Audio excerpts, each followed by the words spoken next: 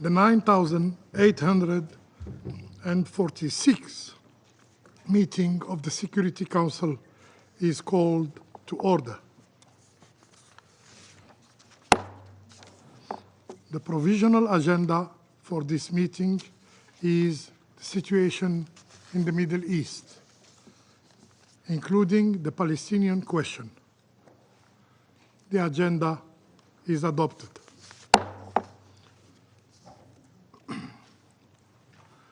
In accordance with Rule 37 of the Council Provisional Rules of Procedure, the Presidency of the Security Council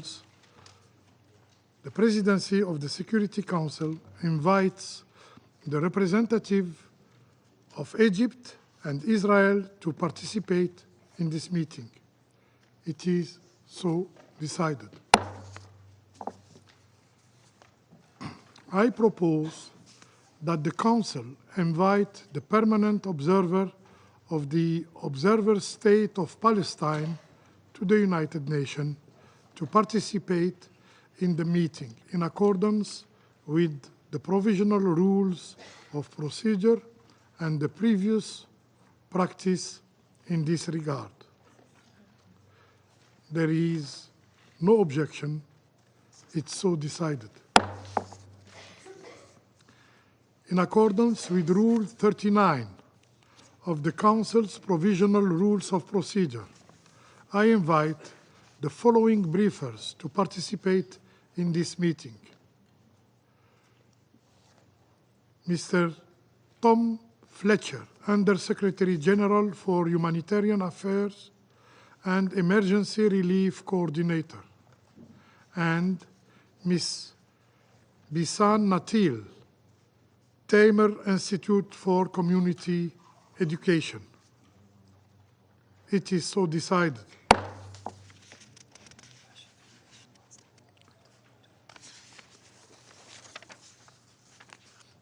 The representative of the Russian Federation has asked for the floor to make a statement.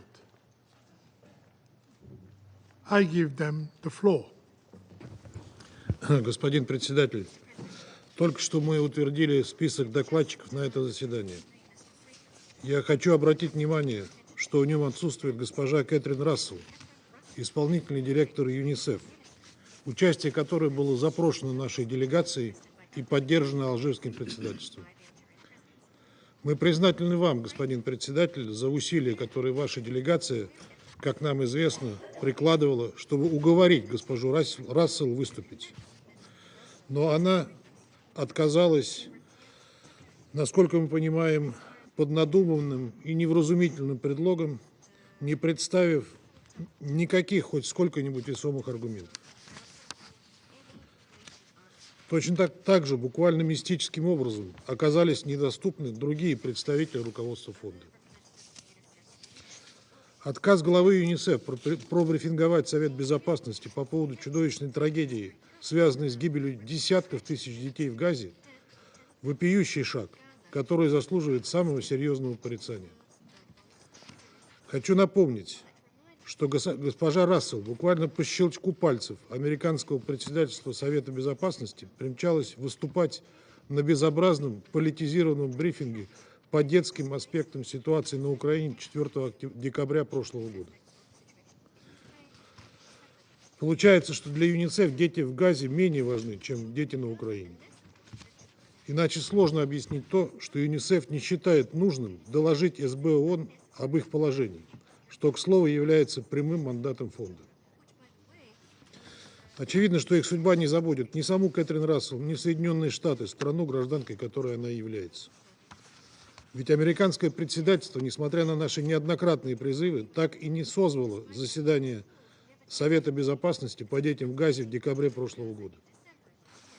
Понятно, что нашим американским коллегам некомфортно комментировать ситуацию вокруг гибели десятков тысяч детей в секторе, которую они во многом и спровоцировали, 6 раз применив право вето, не дав Совету Безопасности вмешаться и остановить бойню в Газе.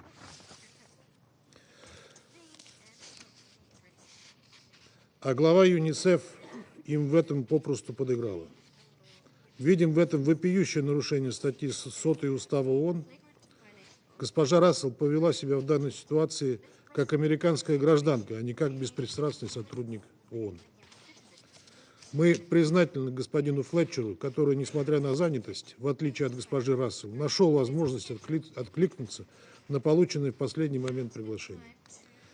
Мы ценим его готовность, но, безусловно, мандат УКГВ, в отличие от мандата ЮНИСЕФ, не сфокусирован на мониторинге ситуации с детьми. Поэтому полноценной заменой брифинга госпожи Рассел он, к сожалению, быть не может. Мы в ближайшее время подготовим письмо на имя Генерального секретаря ООН, который должен принять меры для недопущения в будущем подобных возмутительных ситуаций. Благодарю вас. I thank the representative of the Russian Federation for the statement. The representative of the United States has asked for the floor to make a statement. I give them the floor. Thank you, Mr. President. And on behalf of the United States, I would reject the accusations put forward by the representative of the Russian Federation.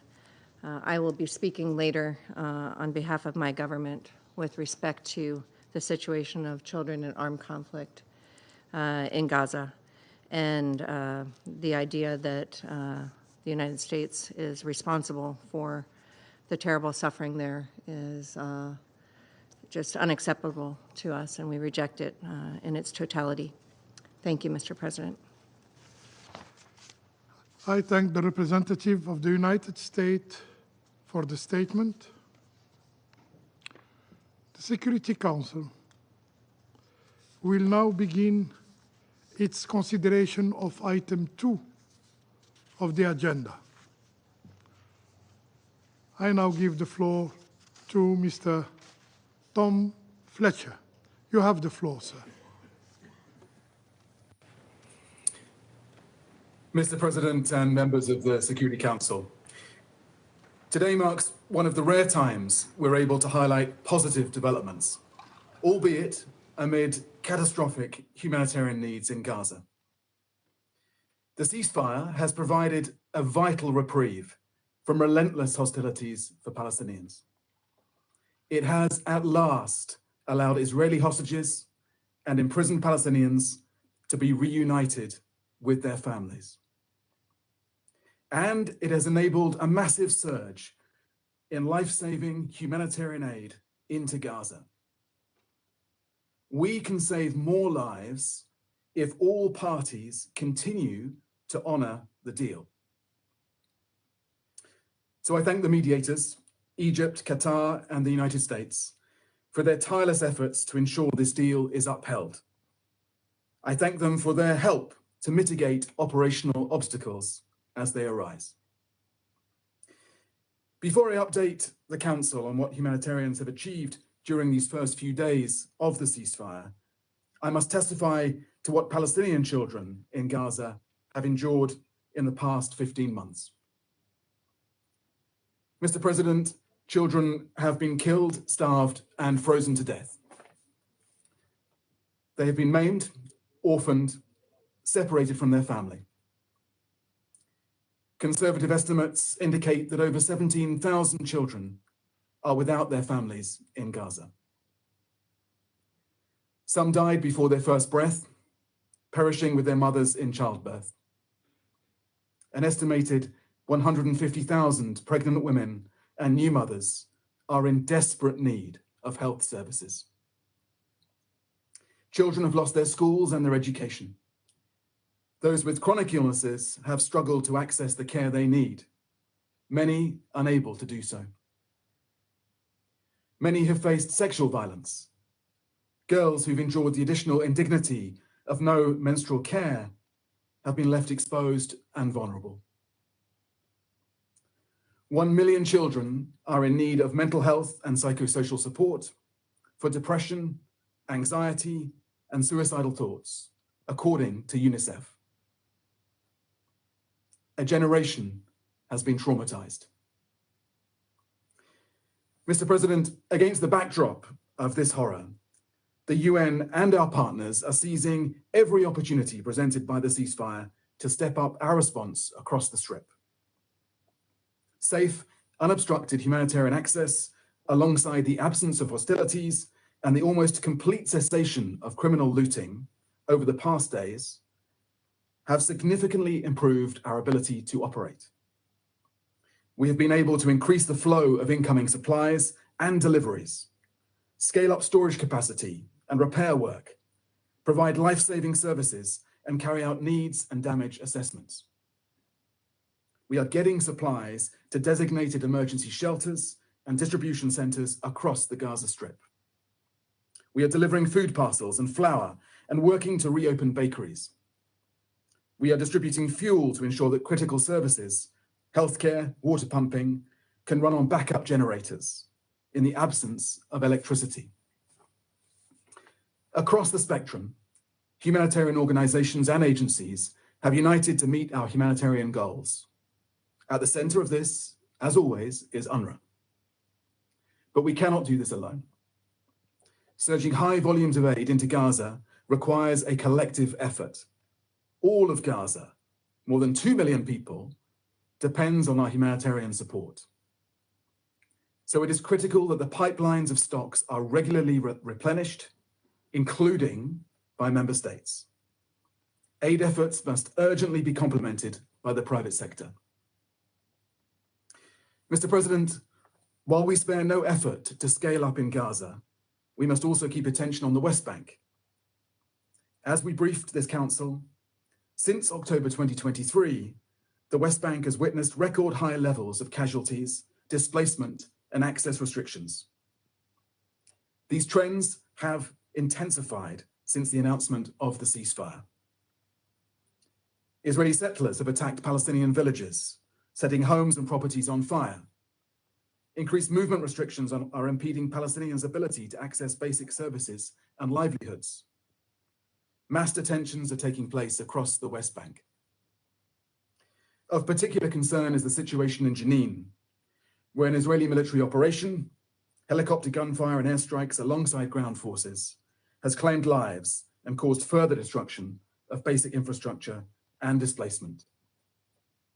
This follows the weeks-long operation by the Palestinian Authority, during which access restrictions and confrontations with armed Palestinians triggered displacement of some 2,000 families from the camp and claimed numerous lives.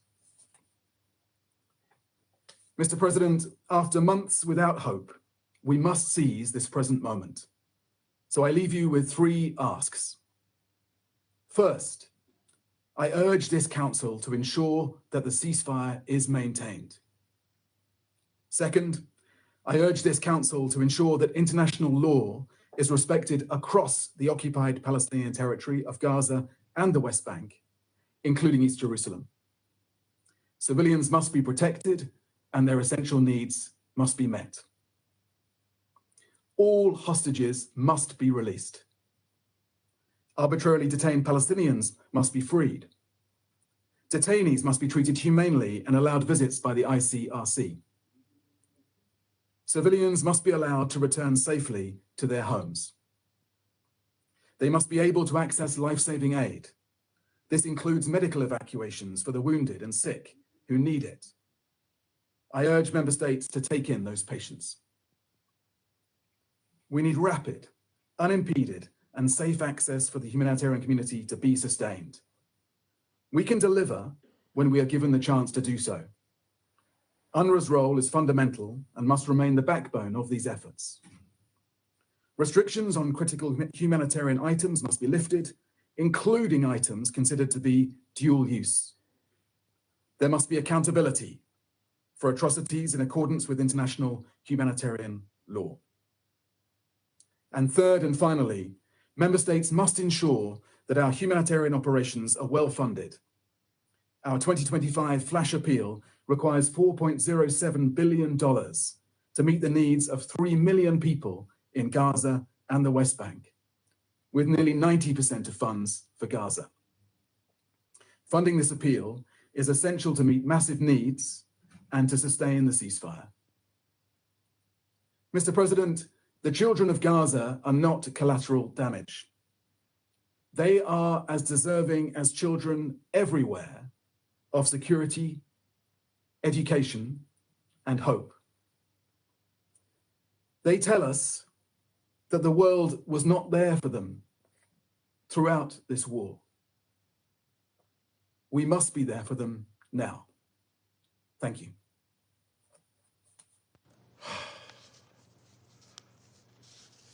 I thank Mr. Fletcher for his briefing, and I now give the floor to Ms. Bisan Natil. You have the floor, Madam.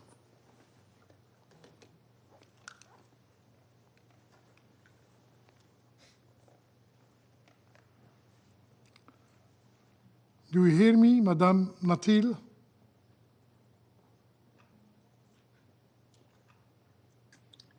Yeah.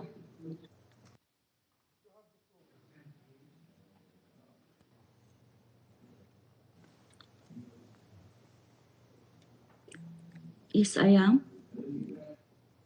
Yes, we hear you. Again, please.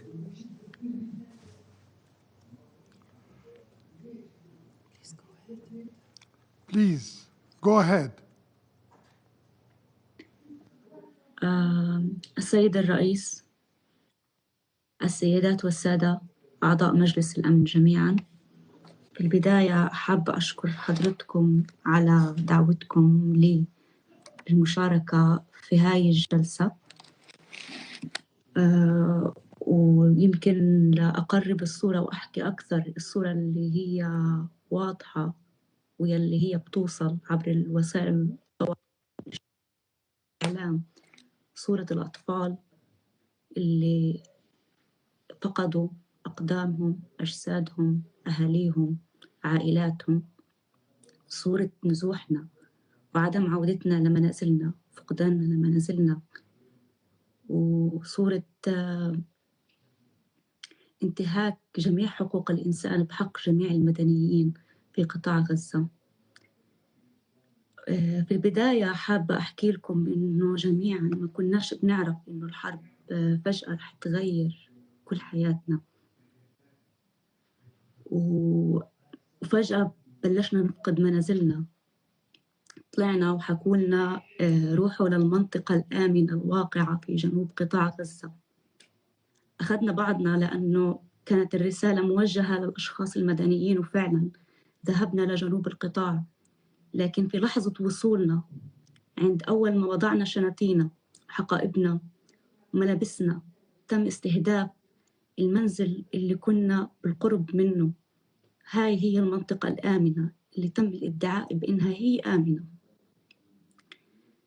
في أثناء عملي يمكن ما عرفت بحالي، أنا أعمل مع مؤسسة تامر للتعليم المجتمعي على مجموعة من الأنشطة الفنية الأدبية لحتى الأطفال يعبروا عن أنفسهم بأدوات آمنة وبطرق آمنة، مساحات حرة.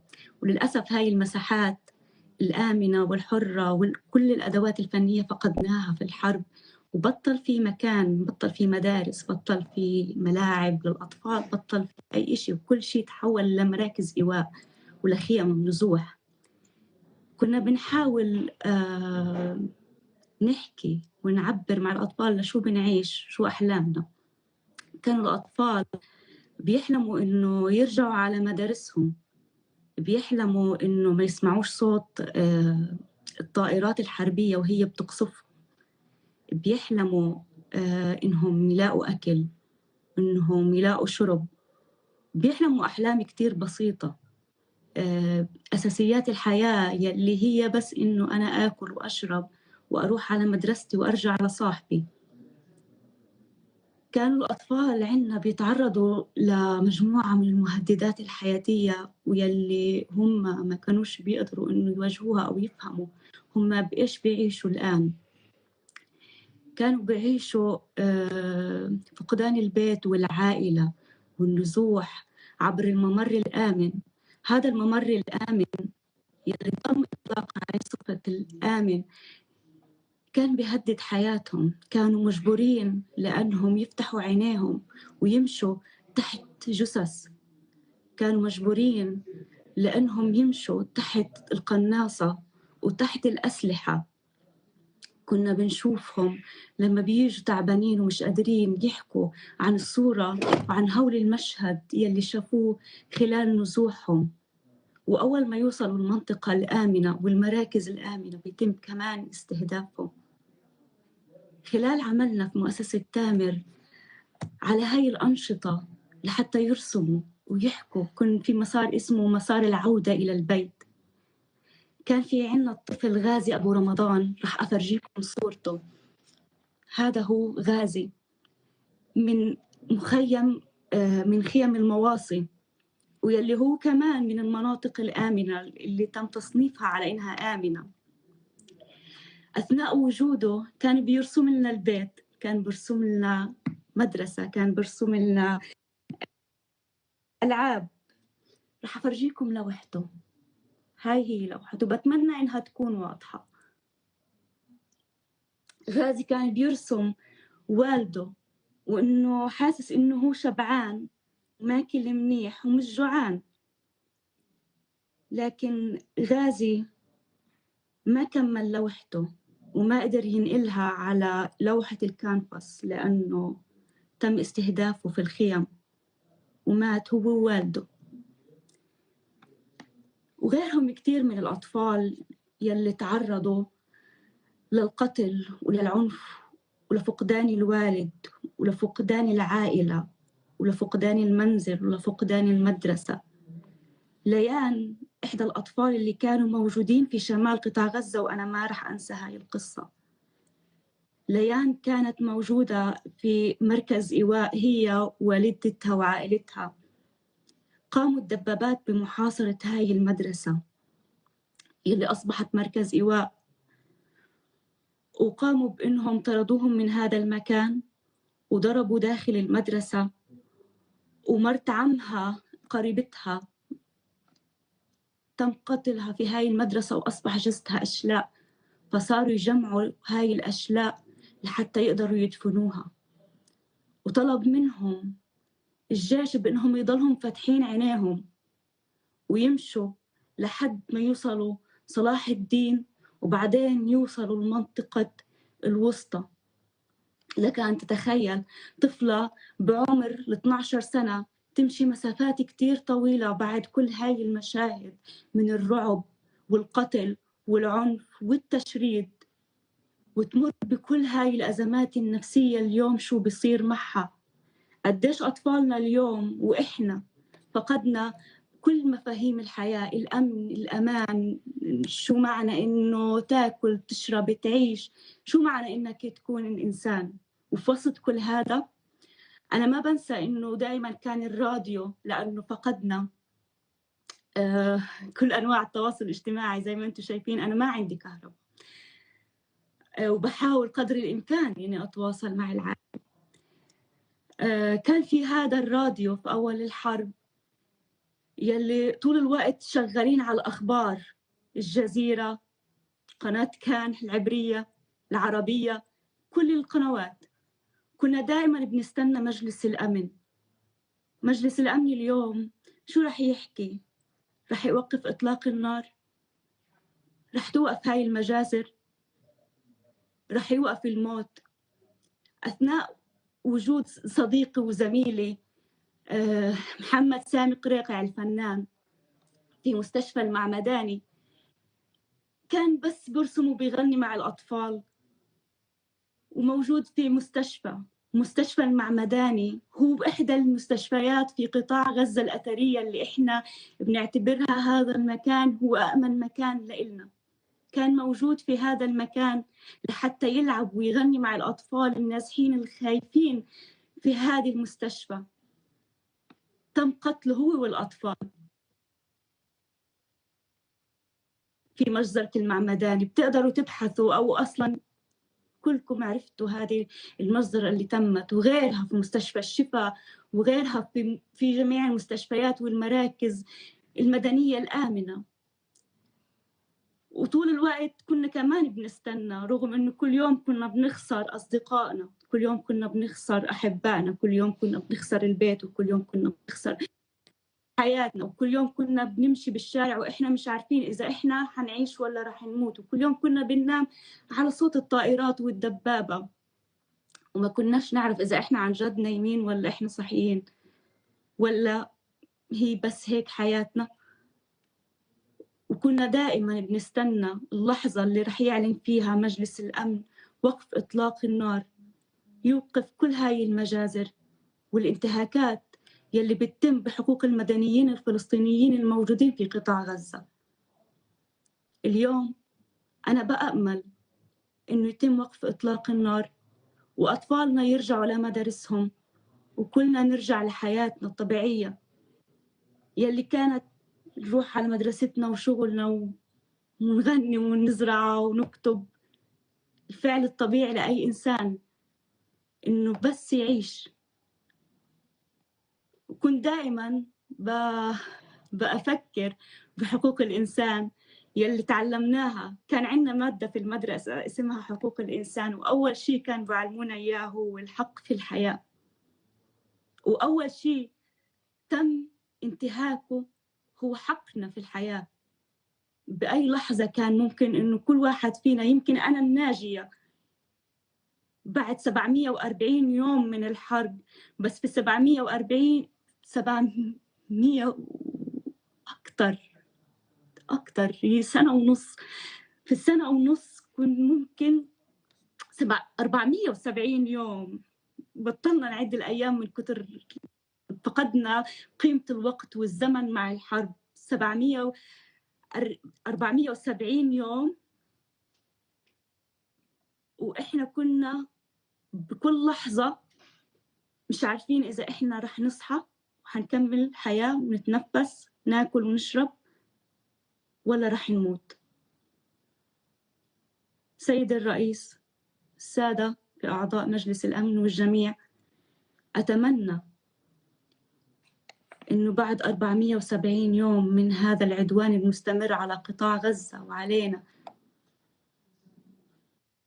إنه يوقف العدوان، نرجع لحياتنا الطبيعية، ترجع حقنا في الحياة، نرجع نقدر على الأقل نوفر المقومات الحياة الأساسية، الأمن، الأمان، عودة الأطفال لمدارسهم، عودتهم لحياتهم، لأنهم يرسموا، يلعبوا، يكتبوا. الطفل الطبيعي يلي بيعيش في بيئة طبيعية، مش في بيئة خوف وقلق وموت، يمر أمام الجنود تحت تهديد السلاح والطائرات فوقه والكواد كابتر، أسلحة جديدة أول مرة نسمع فيها، أول مرة نشوفها في واقع غزة. إحنا ما بنقدر نتجاوز الحدود، ما بنقدر نعرف شو في بعد الحد الفاصل أصلاً.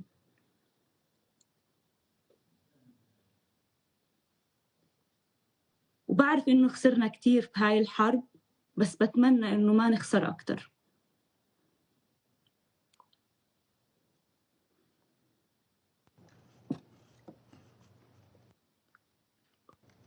شكراً لكم جميعاً.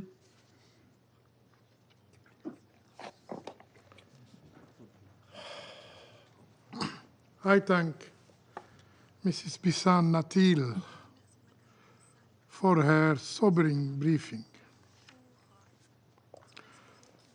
I now give the floor to those council members who wish to make statements.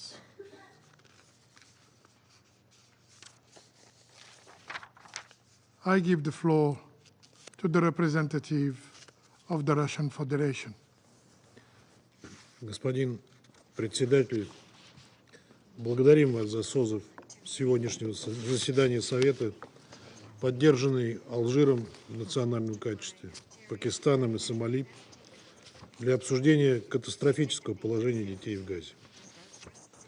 Признательны господину Флетчеру за то, что он откликнулся на ваш призыв и принял участие в сегодняшнем брифинге.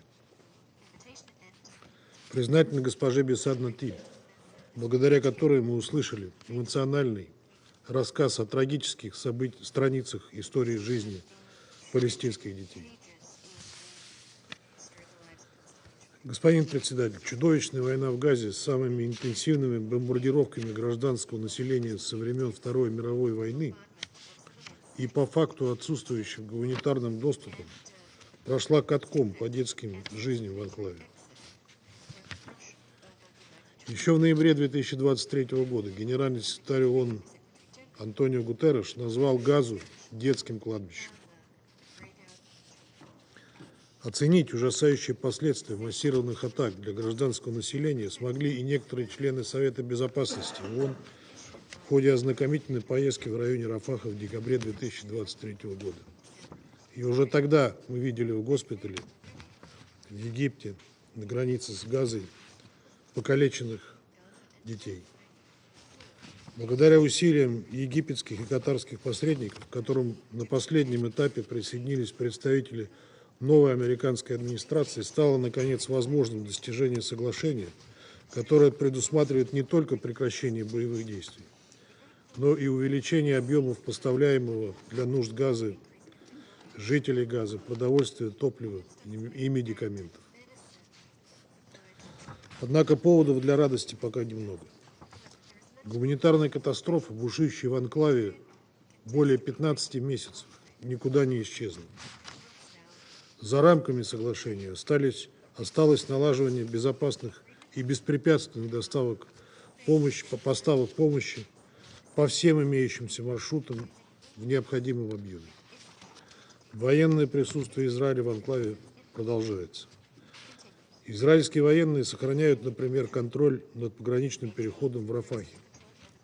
Как мы понимаем, европейские наблюдатели будут отслеживать его использование, таким образом принимая на себя часть ответственности за гуманитарную ситуацию в Газе.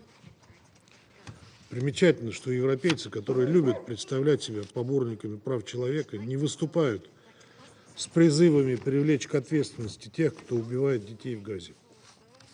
Более того, целый ряд из них даже не прекратил поставок оружия Израилю. Война в Газе поистине стала лакмусовой бумажкой, проявившей реальный подход Запада к защите прав человека.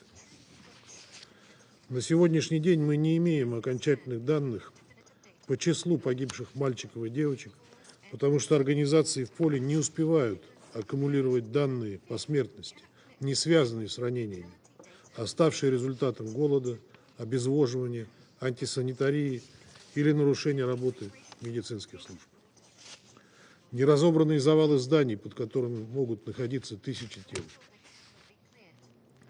Тем не менее, благодаря недавно опубликованному исследованию журнала The Lancet известно, что из 28 257 смертей за период с 7 октября 2023 года по 30 июня 2024 года, по которым имеются данные о возрасте и поле, 16 699 или около 59% приходится на женщин, детей и пожилых людей.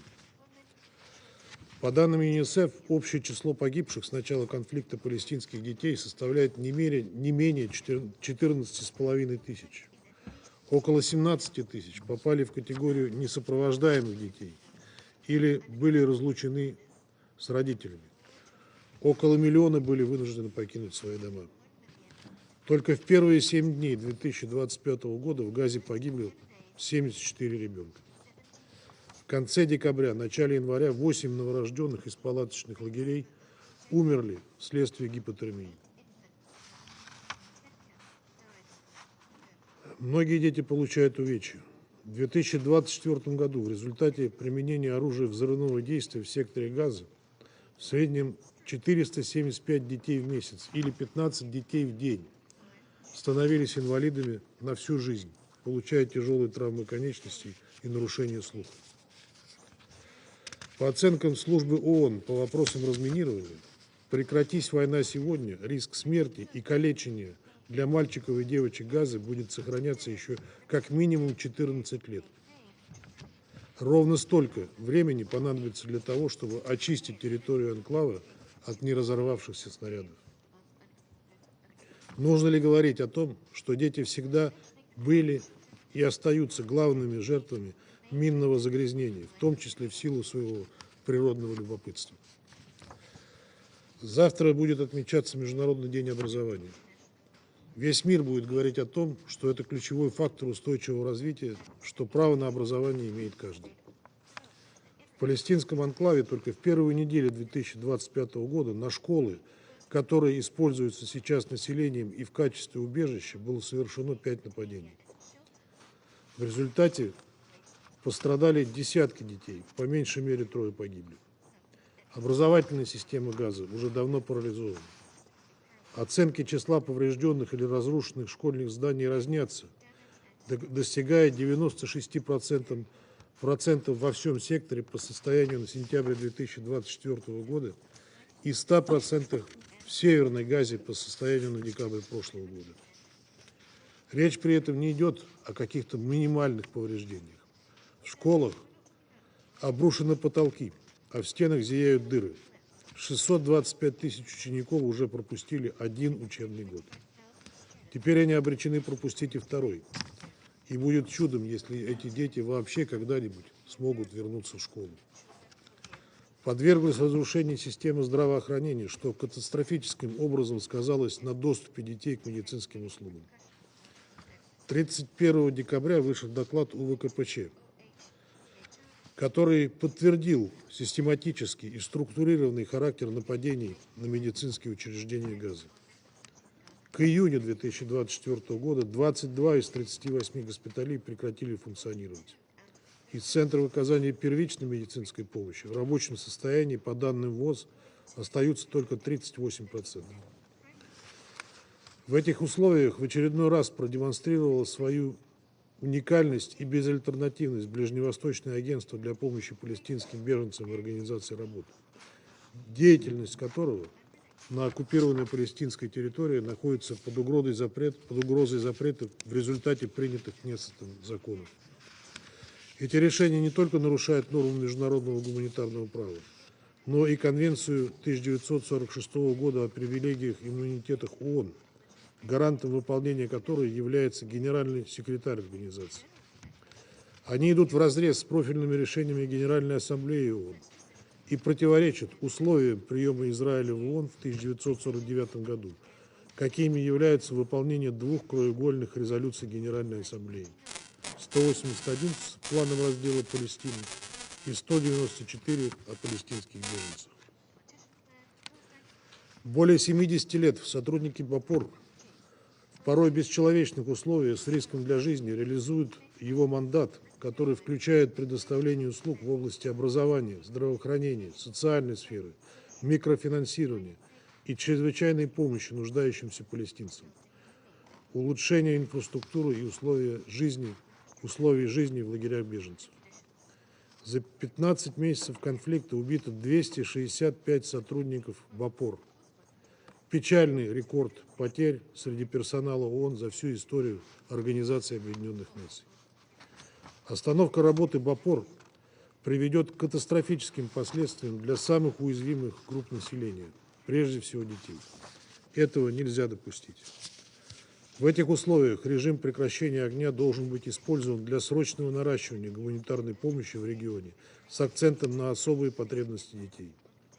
Помимо усилий по восстановлению инфраструктуры, ввозу продовольствия и медикаментов, необходимо обеспечить беспрепятственный вывоз с территории анклава нуждающихся в получении специализированной помощи детей вместе с их родителями или опекунами, а равно их беспрепятственное возвращение домой.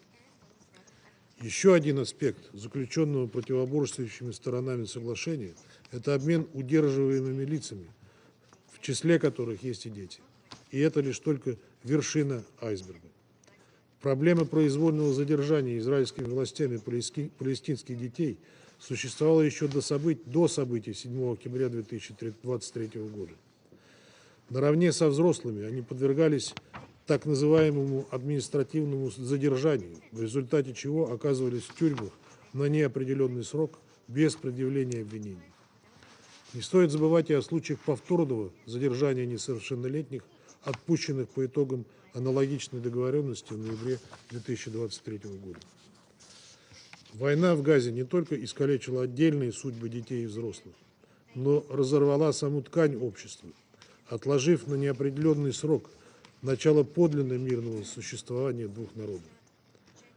Даже тем из детей Газы, кому посчастливилось остаться в живых и не стать инвалидами, потребуются годы, чтобы поправить психическое здоровье и научиться жить так, как живут их сверстники в регионах, не затронутых конфликтом. Во весь рот встала проблема палестинских сирот, которых насчитывается более 20 тысяч. Какова будет их судьба? Что может предпринять ООН, чтобы жизни этих детей не были сломаны?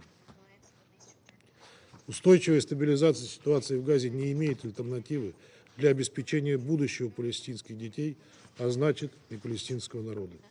Полагаем также, что Совет Безопасности просто обязан держать в фокусе детскую проблематику в контексте ситуации в Газе. Благодарю вас.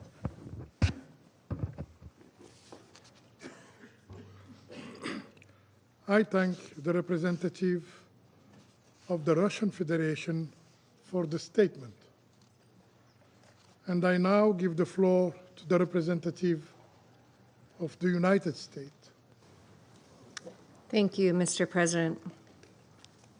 And thank you, Undersecretary General Tom Fletcher, for your briefing, and to Ms. Bisan Natil for your moving remarks.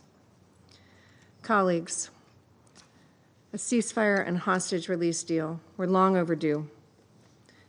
The United States, Qatar, and Egypt-led mediation finally led to an agreement to end the conflict Hamas set into motion on October 7th, 2023. The deal halted the fighting in Gaza, and it will reunite all of the remaining hostages with their families and will surge much-needed humanitarian assistance to Palestinian civilians. We remind this council that Hamas still holds 2 children hostage, Kafir and Ariel Bibas, who were violently taken from their home on October 7th. 2-year-old Kafir has marked both of his birthdays in Hamas captivity.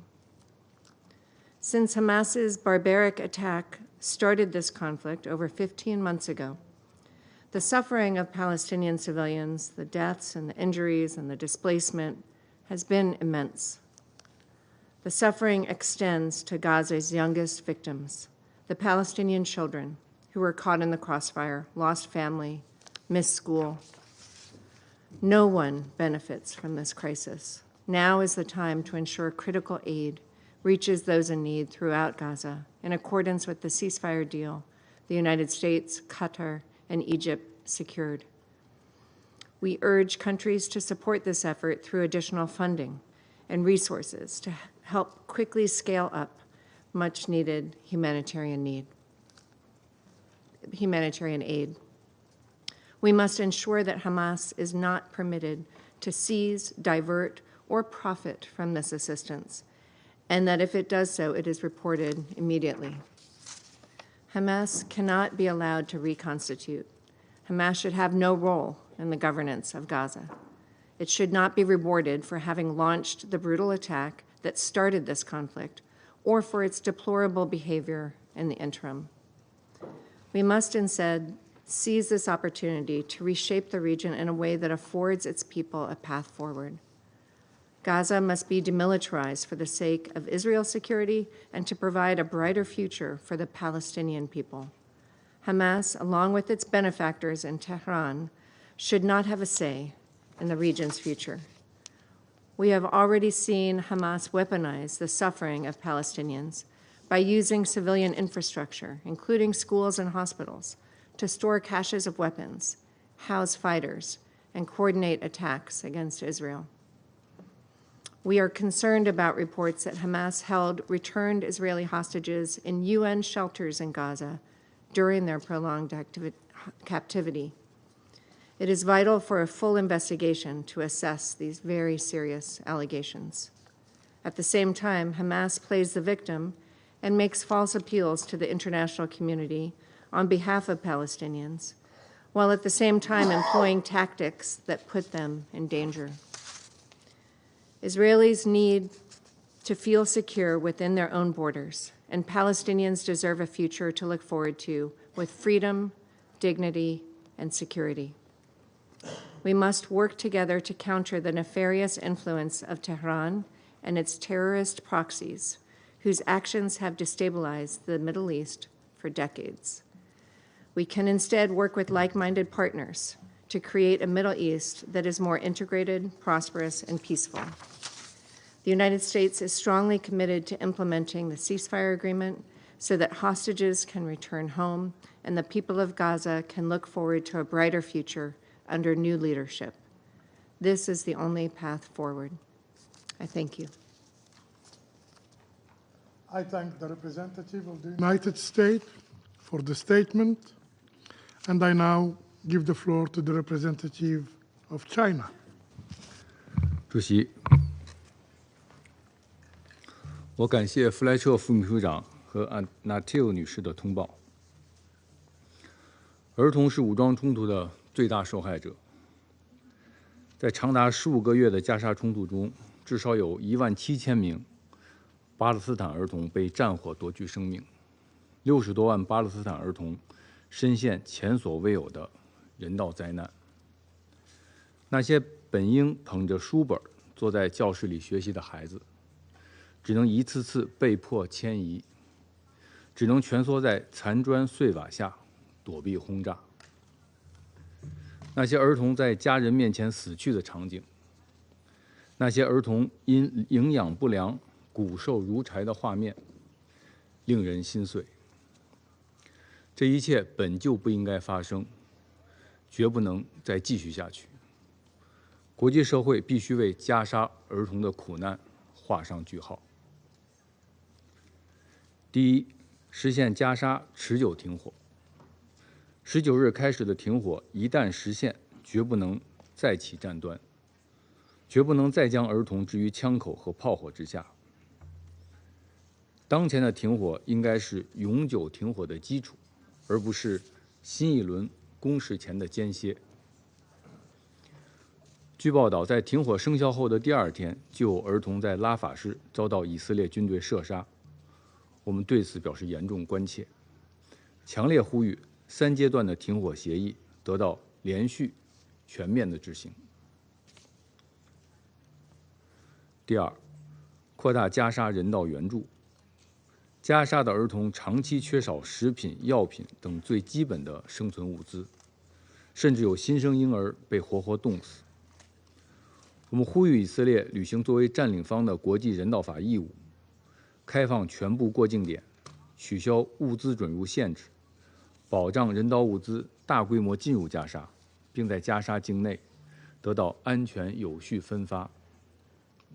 我们呼吁国际社会加大对加沙的援助力度。第三，保障加沙儿童教育。教育是儿童健康成长不可或缺的一环。15个月的狂轰滥炸已将加沙生存条件摧毁殆尽，教育更是全部中断。国际社会应当支持尽快在加沙开启重建，恢复民生，为儿童重新提供健康成长的环境。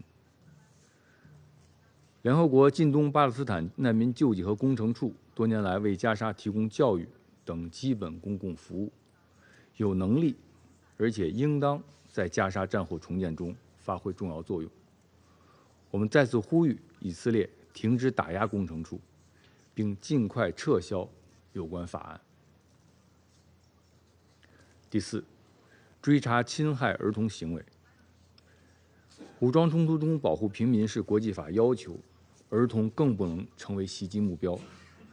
安理会决议明确将6种严重侵害儿童行为划为禁区。然而，大量报道显示，加沙儿童在冲突中遭受了严重侵害。秘书长年度报告也将相关的肇事者进行了列明。我们呼吁对所有冲突中侵害儿童的行为进行调查追责，支持安理会儿童与武装冲突工作组继续关注加沙儿童问题。主席，让巴勒斯坦儿童在安全健康环境下成长的根本之策是落实2国方案，实现巴勒斯坦问题的全面、公正、持久解决。国际社会必须以最大的紧迫感推动重启两国方案的政治进程。中方愿继续同各方一道，不懈努力，推动早日实现巴以和平共处、中东长治久安，让巴勒斯坦儿童都能免受战争的恐惧，在和平的阳光下自由成长。谢谢。I thank the representative of China for the statement, and I now give the floor to the representative of Panama. Señor presidente, Panamá saluda la convocatoria de esta sesión en respuesta a la solicitud de la Federación de Rusia, Argelia, Pakistán y Somalia para abordar la situación de los niños en la Franja de Gaza en el marco de niños y conflictos armados. Agradecemos a los expositores, secretario general adjunto de Asuntos Humanitarios y coordinador del Socorro y Emergencia, Tom Fletcher, la señora Bisan Natil del Instituto Tamer para la Educación Comunitaria, por sus valiosas presentaciones. Y de igual manera saludamos la presencia de las delegaciones de Egipto, Israel y el Estado Observador de Palestina.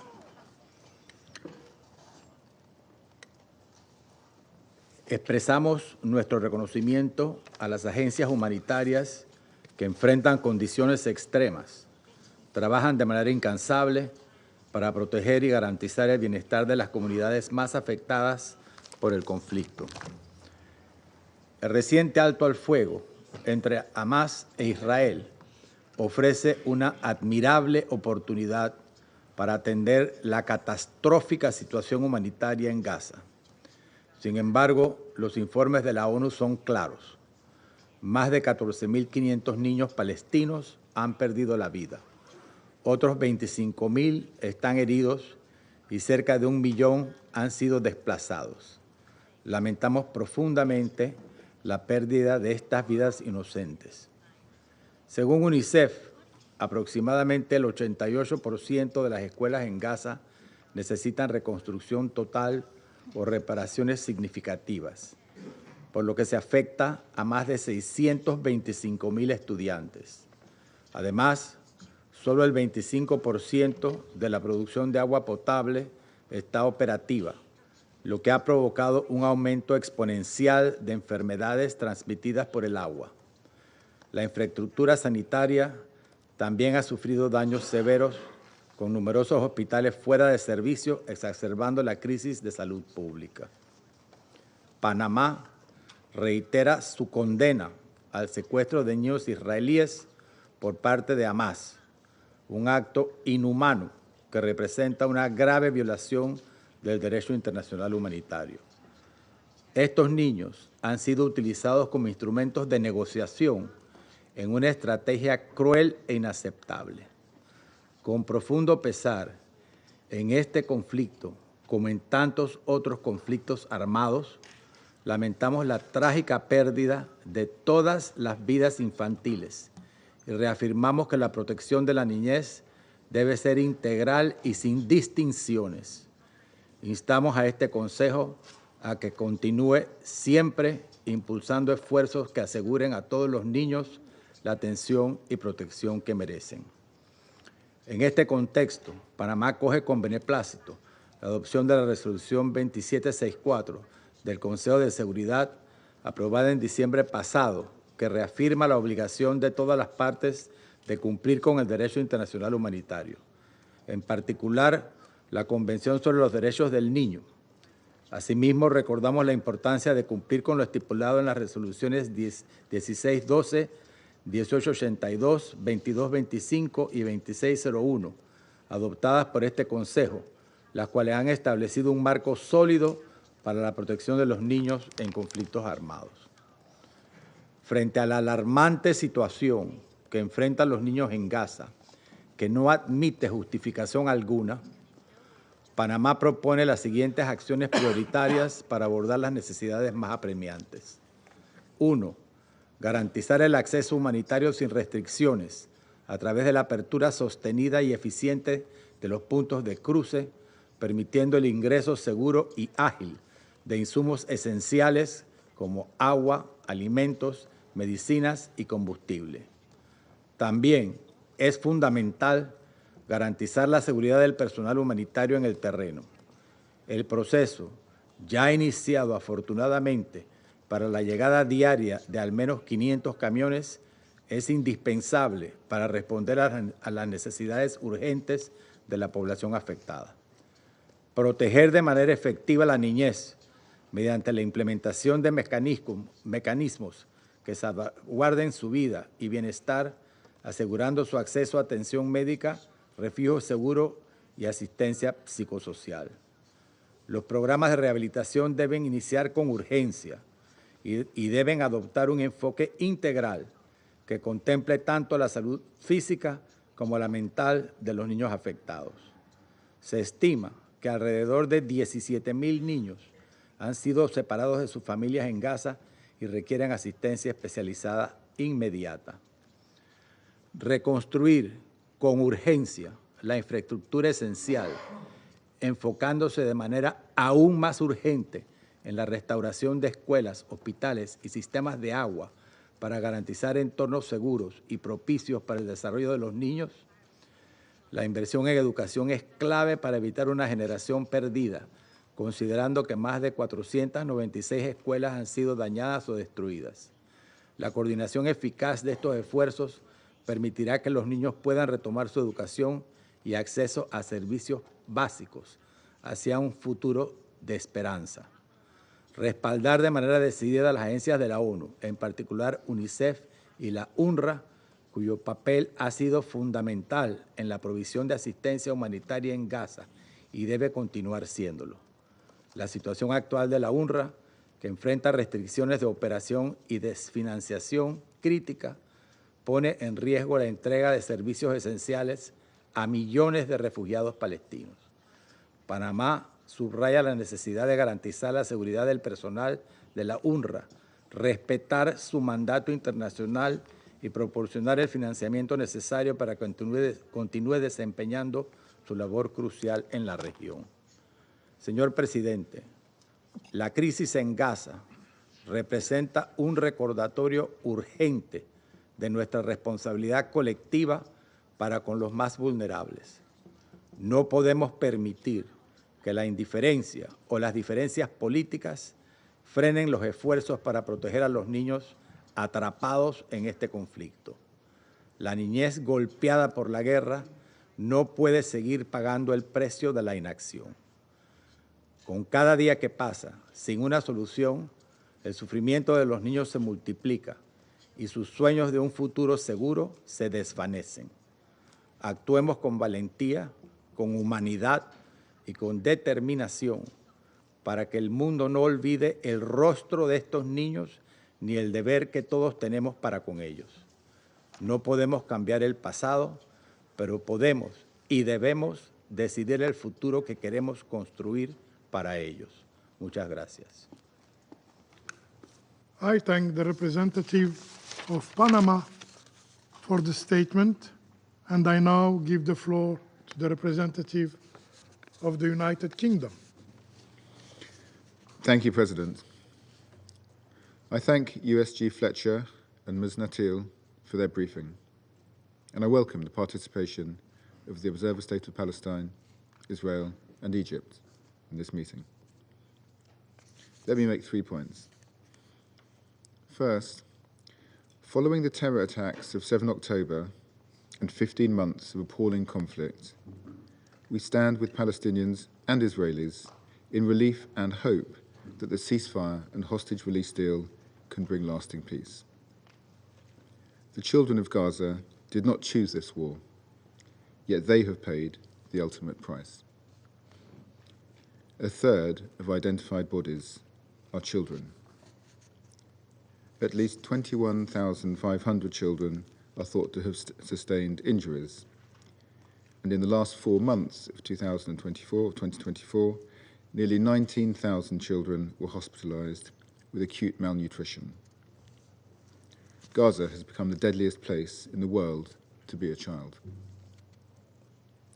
The psychological scars of fear, pain, and deprivation are clear. Nearly half the Palestinian children surveyed by one NGO in late 2024 expressed a desire to die. That is a truly shocking statistic. We must ensure that the needs of children are front and centre of efforts to rebuild in Gaza. As this Council heard in September from Dr. Harlev of the Schneider Children's Medical Centre, the events of 7 October also exacted a dreadful toll on Israeli children who were killed, gravely injured, and abducted, some of whom have still not returned to their loved ones. It is unimaginably cruel of Hamas to take children hostage and still to be holding them a full 15 months later. They must be released. Second, President, we welcome news that aid is now flowing in at scale. And as USG Fletcher said, this must continue. Humanitarian actors must be allowed safe and unfettered access throughout Gaza, including the north. And alongside this, we need to see a massive increase in commercial delivery. The rollout of the polio vaccine to children in Gaza last year was an example of what can be achieved when there is political will. We urge the parties to enter this new phase in that same spirit and to prioritise those in desperate need. The ceasefire deal should be an opportunity to get more, not less, aid in. And for this reason, my Foreign Secretary has urged Israel to ensure UNRWA can continue its life-saving operations and give the fragile ceasefire the best chance of success. Finally, the conflict has meant that the 1.1 million children of Gaza have been out of school for over 15 months. We cannot allow a generation of Palestinians to be deprived of education and their right to a better future. To do so risks further suffering and a continued cycle of violence. This is in neither Palestinian nor Israeli interests. Once again, UNRWA plays a crucial role here. We must ensure its delivery of essential services, such as education and healthcare, can continue until such time as a Palestinian state can take over these functions. President, in conclusion, this Council has a clear children and armed conflict mandate to ensure that we protect children from the scourge of war and violence, wherever that may be. And yet grave violations against children are at an all-time high. We must do much more to reverse this appalling trajectory. We call on all parties to adopt and implement concrete and time-bound action plans to end and prevent grave violations against children. The United Kingdom will do all we can to turn the current ceasefire in Gaza into a lasting peace based on a two-state solution, where Palestinian and Israeli children alike can enjoy a safe and prosperous future. Thank you.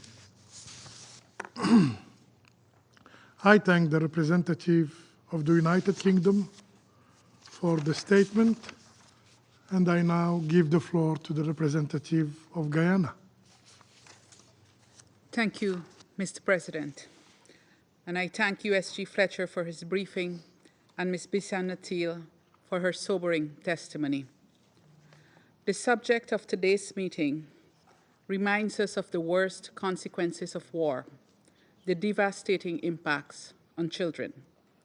It reminds us of why peace must always be the only choice. Over the past 15 months, we, the members of this Council, and indeed the entire world, have watched the children in Gaza bear the brunt of war that no child should ever experience. More than 14,500 of them were killed, and thousands more injured and maimed for life.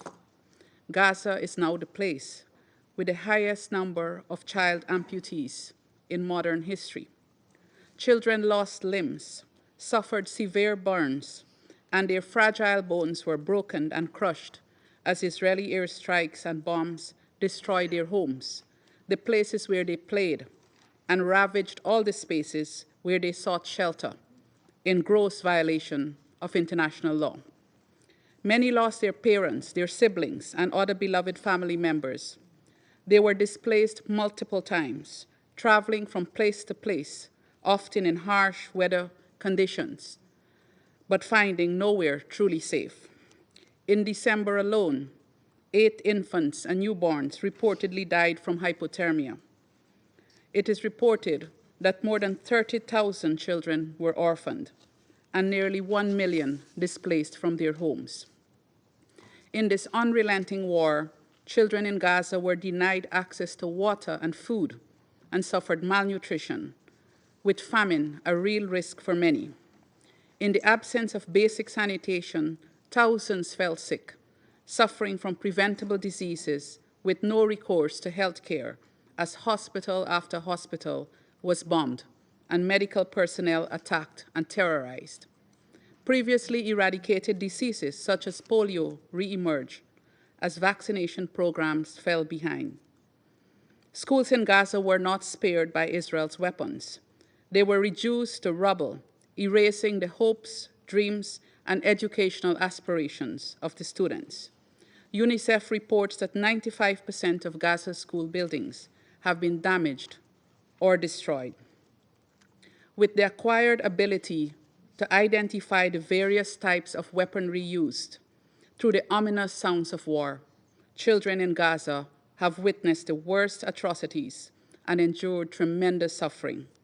The trauma and scars of the past months on their bodies and minds will endure for their lifetime. Mr. President, Guyana welcomes the current ceasefire, which offers much-needed reprieve for the people of Gaza, particularly the children.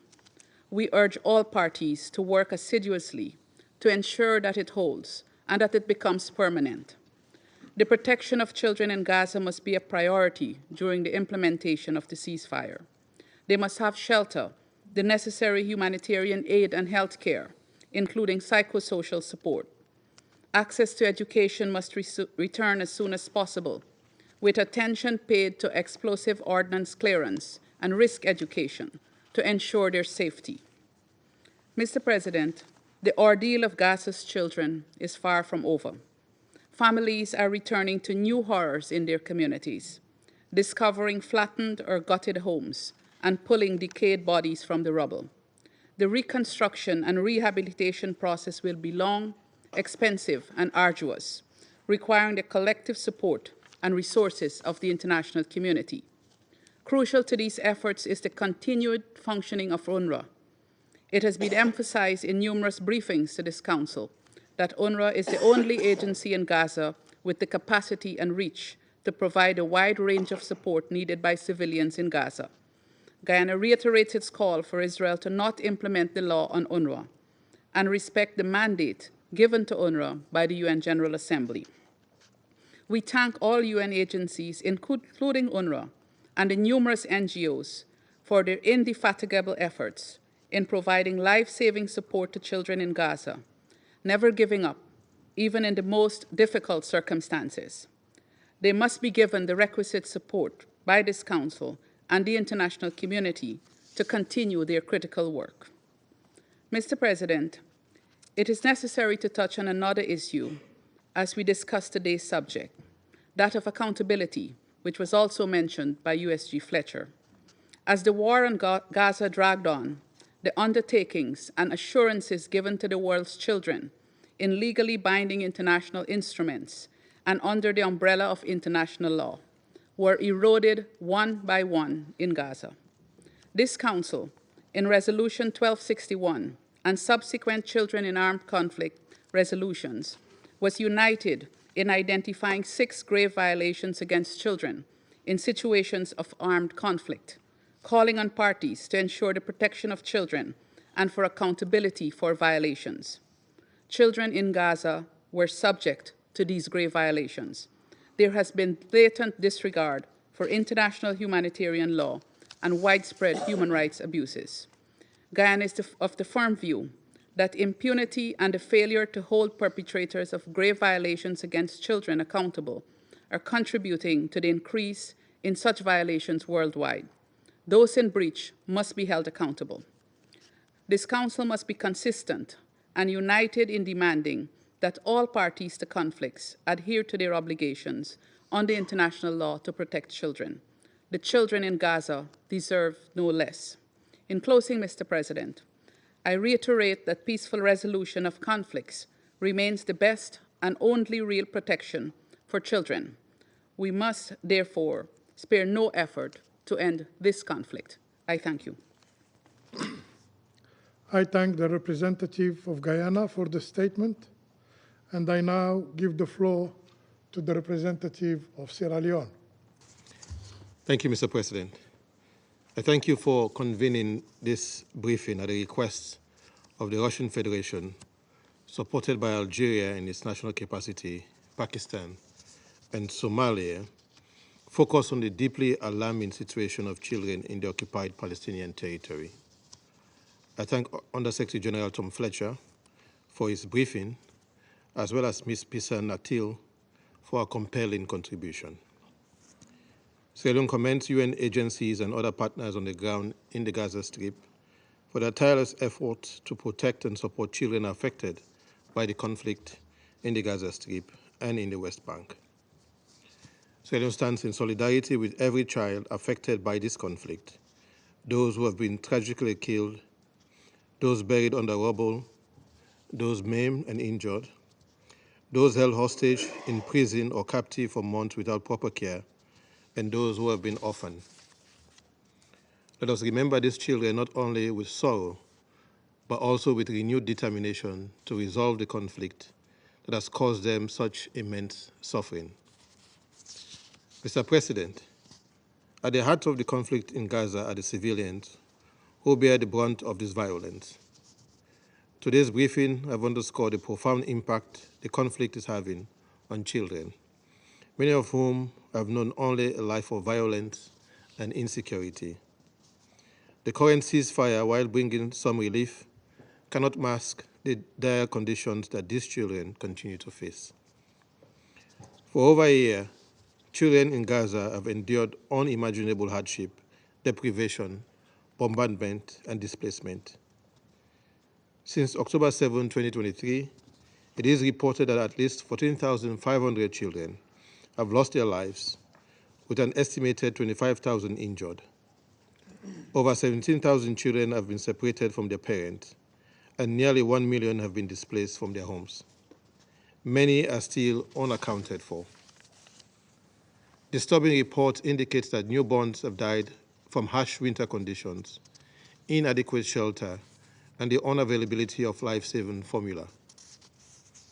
These numbers add to the 1,434 Palestinian children killed and 32,175 injured between 2008 and October 6, 2024, as per the UNHCR. The relentless attacks on densely populated areas, the constant displacement, and the disruption of essential services have subjected countless children to grave violations of their rights, killing, maiming, and the destructions of schools, hospitals, water, and energy infrastructure. The targeting of schools, now used as shelters, have left children with no safe spaces for learning or recovery. This has contributed to the erosion of the social fabric of a once resilient society. The effects of this war on children will endure long after the fighting stops, leaving lasting physical and psychological scars. As the ongoing situation in Gaza continues to highlight the vulnerability of children in conflict zones, it is essential that we take urgent and effective action to safeguard this generation from further calamity. In this regard, Sierra Leone would like to emphasize the following points. First, we urge all parties to fully adhere to the ceasefire agreement and take all necessary steps to protect children's rights. We deeply regret attacks on schools and hospitals, and that the Safe Schools Declaration was not upheld.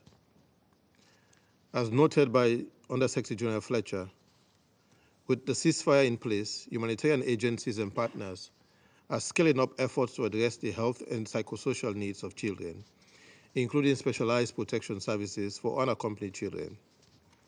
This vital work must be supported and expanded as part of Gaza's rebuilding process and the broader reconstruction of the occupied Palestinian territory. Second, in accordance with Security Council Resolution 2712, we call on all parties to comply with their obligations under international law for the protection of children in armed conflict, including the Geneva Conventions, the Convention on the Right of the Child, and all relevant legal frameworks. The adoption of Resolution 2712 by this Council acknowledges the disproportionate impact on children and demands that all parties ensure children receive the special protection they are entitled to under international law. Third, in line with Resolution 2720 and other relevant resolutions, Sierra Leone reiterates the call for Israel as the occupying power to ensure the safe, sustained, and unimpeded access of humanitarian aid into Gaza. We welcome the entry of approximately 2,400 aid trucks since the beginning of the ceasefire and encourage further support for these efforts. We also call on all parties to support humanitarian organizations in facilitating the emergency medical evacuation of critically injured civilians, including thousands of children. The risk posed by explosive remnants of war remain high, and we urge all stakeholders to ensure the safe disposal of these ordinances to prevent further harm to civilians, especially children.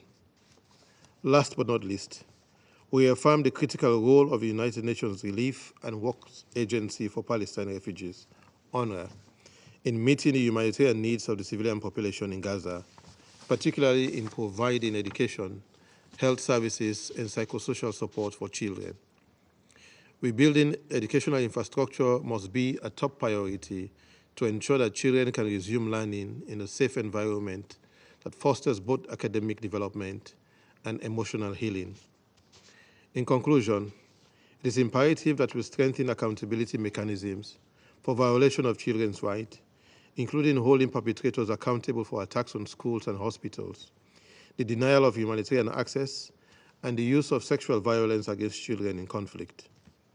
We call for the release of all children being held in detention camps and for full and impartial investigations into their detentions. As we welcome the ceasefire as a crucial step towards rebuilding Gaza and addressing the immediate needs of its children, we also urge swift action to end the ongoing military operations in the West Bank, which has resulted in fatalities and injuries. Reports of violence between settlers and the Palestinian communities must be addressed to ensure that the ceasefire leads to lasting peace and stability. I thank you. I thank the representative of Sierra Leone for the statement, and I now give the floor to the representative of Pakistan. Thank you, Mr. President. Mr. President, I would like to thank the Algerian presidency and yourself for convening this briefing on the request of the Russian Federation and my own delegation on the plight of children in Gaza. We thank Mr. Tom Fletcher for his briefing, and in particular, I would like to thank Ms. Bissam Natil for her testimony of the suffering that the children of Gaza have endured for the past 15 months. Mr. President, Israel's unrelenting and indiscriminate attacks on the civilian population in Gaza for 15 sustained months with one pause cannot be justified by any argument of the provocation that instigated these attacks. International humanitarian law is quite clear, crystal clear, that no matter what the provocation, the forces of a state are prohibited from attacking civilian structures or even structures where there may be civilians that could suffer as a result of these attacks. This principle has to be upheld if we are today and in the future to be able to contain the consequences of wars and conflicts on innocent people. That was the purpose of the Geneva Conventions. And that purpose was set out after the wars that devastated Europe and the world. And today, that purpose must be reinstated as we see the suffering that has been caused by Israel's brutal and indiscriminate war in Gaza. 46,000 people killed, most of them women and children. How can this be justified? Among the tragedies of the Palestinian people, the suffering of the children in Gaza stands out as a black mark on humanity at large, not only on those who caused the suffering by their bombs and artillery,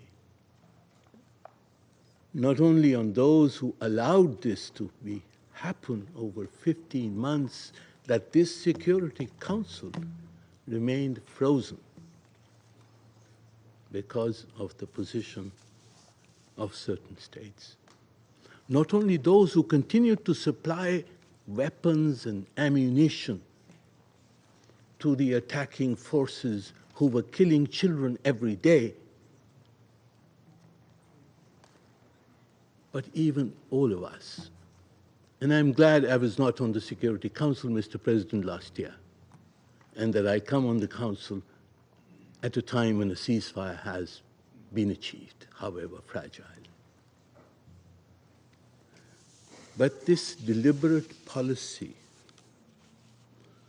of targeting civilians, irrespective of the fact that the majority being killed are children and women, hospitals attacked, schools attacked, children targeted by snipers.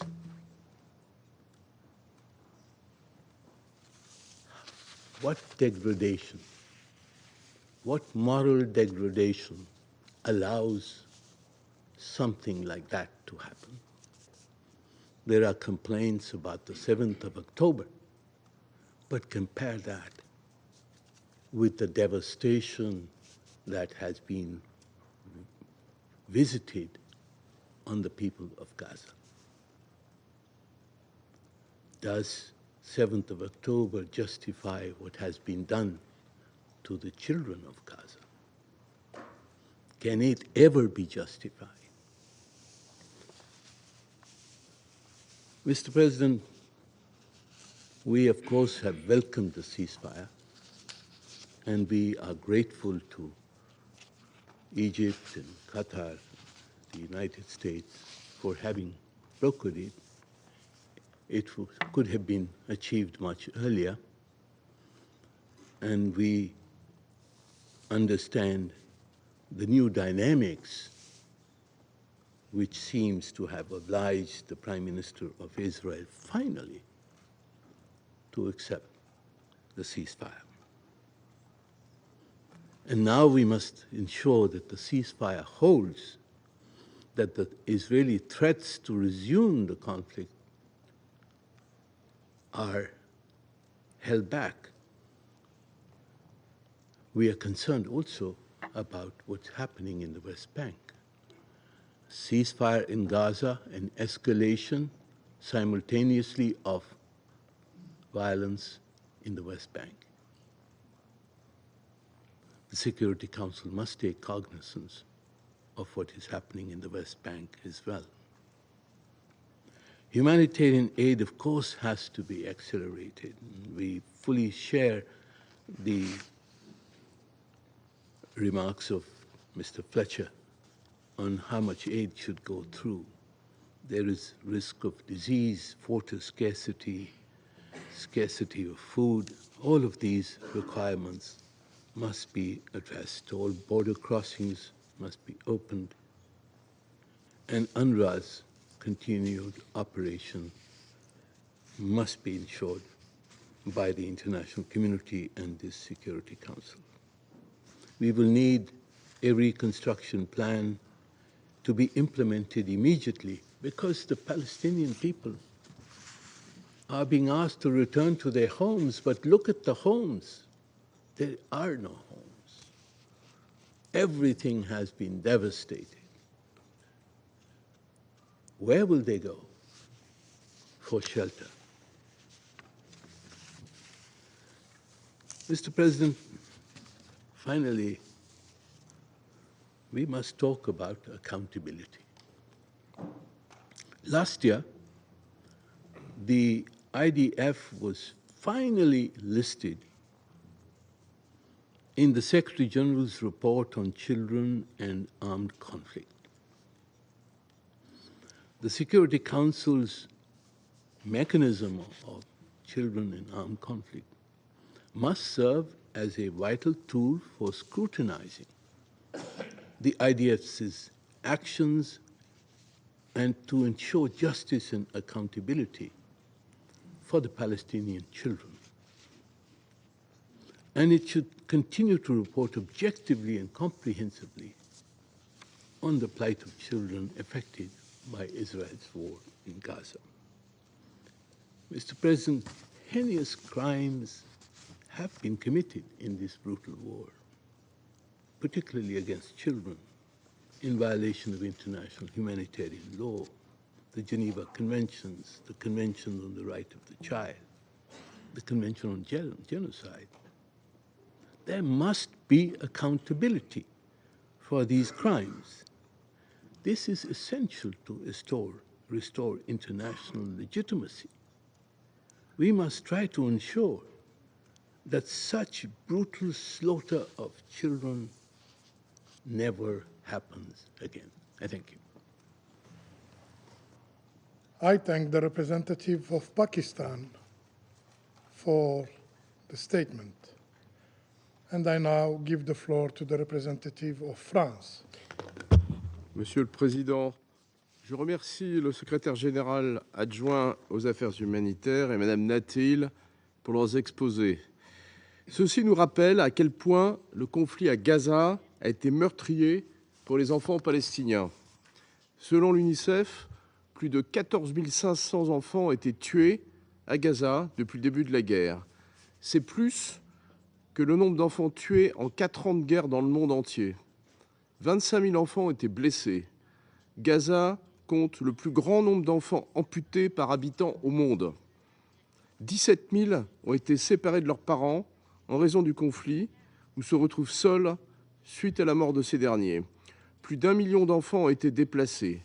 Ces chiffres sont terribles. Cette guerre a détruit la quasi-totalité des infrastructures essentielles.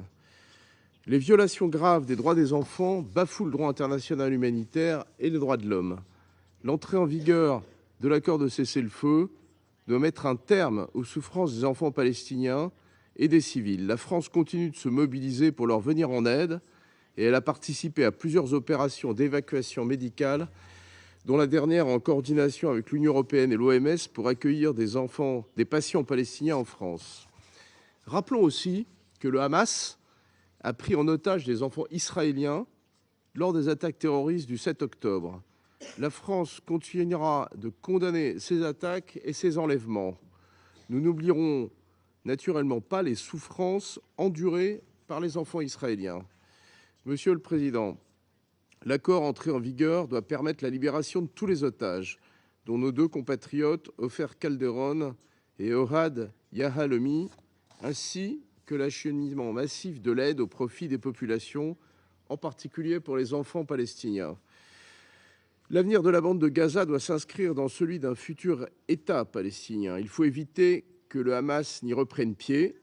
L'autorité palestinienne doit pouvoir y revenir au plus vite, et cela doit être facilité par Israël, qui doit aussi permettre à l'autorité palestinienne d'exercer ses prérogatives en Cisjordanie. La France appelle à ce que ce cessez-le-feu soit l'occasion d'enclencher un processus irréversible débouchant sur la solution des deux États. Elle y est engagée au sein de ce Conseil et dans toutes les enceintes.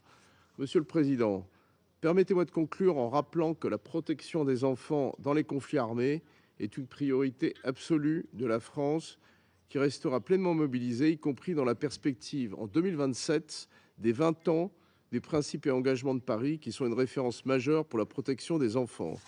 Nous réaffirmons notre soutien à la représentante spéciale du secrétaire général pour les enfants dans les conflits armés, ainsi qu'à l'UNICEF.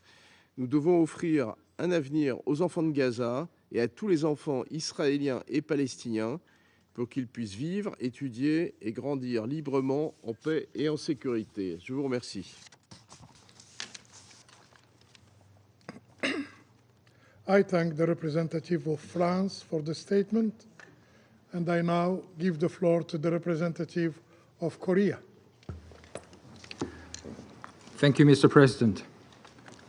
I also would like to thank USG Mr. Fletcher for his briefing and Ms. Natil for her testimony. Mr. President, regrettably, during the horrendous terrorist attacks by Hamas on October 7th, 2023, and the ensuing Israeli military responses in Gaza, children have been disproportionately impacted in this brutal conflict. We and I still remember the shocking moments of the unjustifiable attack by Hamas on Israel citizens on October 7th, where dozens of children were brutally killed and 251 Israelis, including 30 children, were abducted. Their terror on that dark day is unimaginable and unforgivable. While we unequivocally condemn the terrorist attacks by Hamas, we remain seriously alarmed by the extensive killing of Palestinian children in Gaza over the last 15 months. It is deeply disturbing that at least 14,500 Gazan children, possibly underestimated, have been reportedly killed in Israel attacks since October 7th, with the Save the Children reporting that at least another 20,000 Palestinian children are either missing, disappeared, or buried under rubble in Gaza. The Secretary General's annual report on children and armed conflict last year staggeringly detailed that more than 1/3 of the total verified cases of killing and maiming all around the world occurred in Israel and Palestine, mostly between October 7th and December in 2023. And this year's figure is expected to be even higher, given the escalated hostilities that continued throughout the entirety of 2024. Mr. President, the Republic of Korea wholeheartedly welcomes the ceasefire agreement and hopes it will serve as a true stepping stone for Gaza's 1 million children to finally be relieved of this perpetual nightmare. We also note that the 90 Palestinian prisoners released on January 19th from Israeli prisons in exchange for 3 Israeli hostages include women and minors, some of whom are reportedly as young as 12 years old.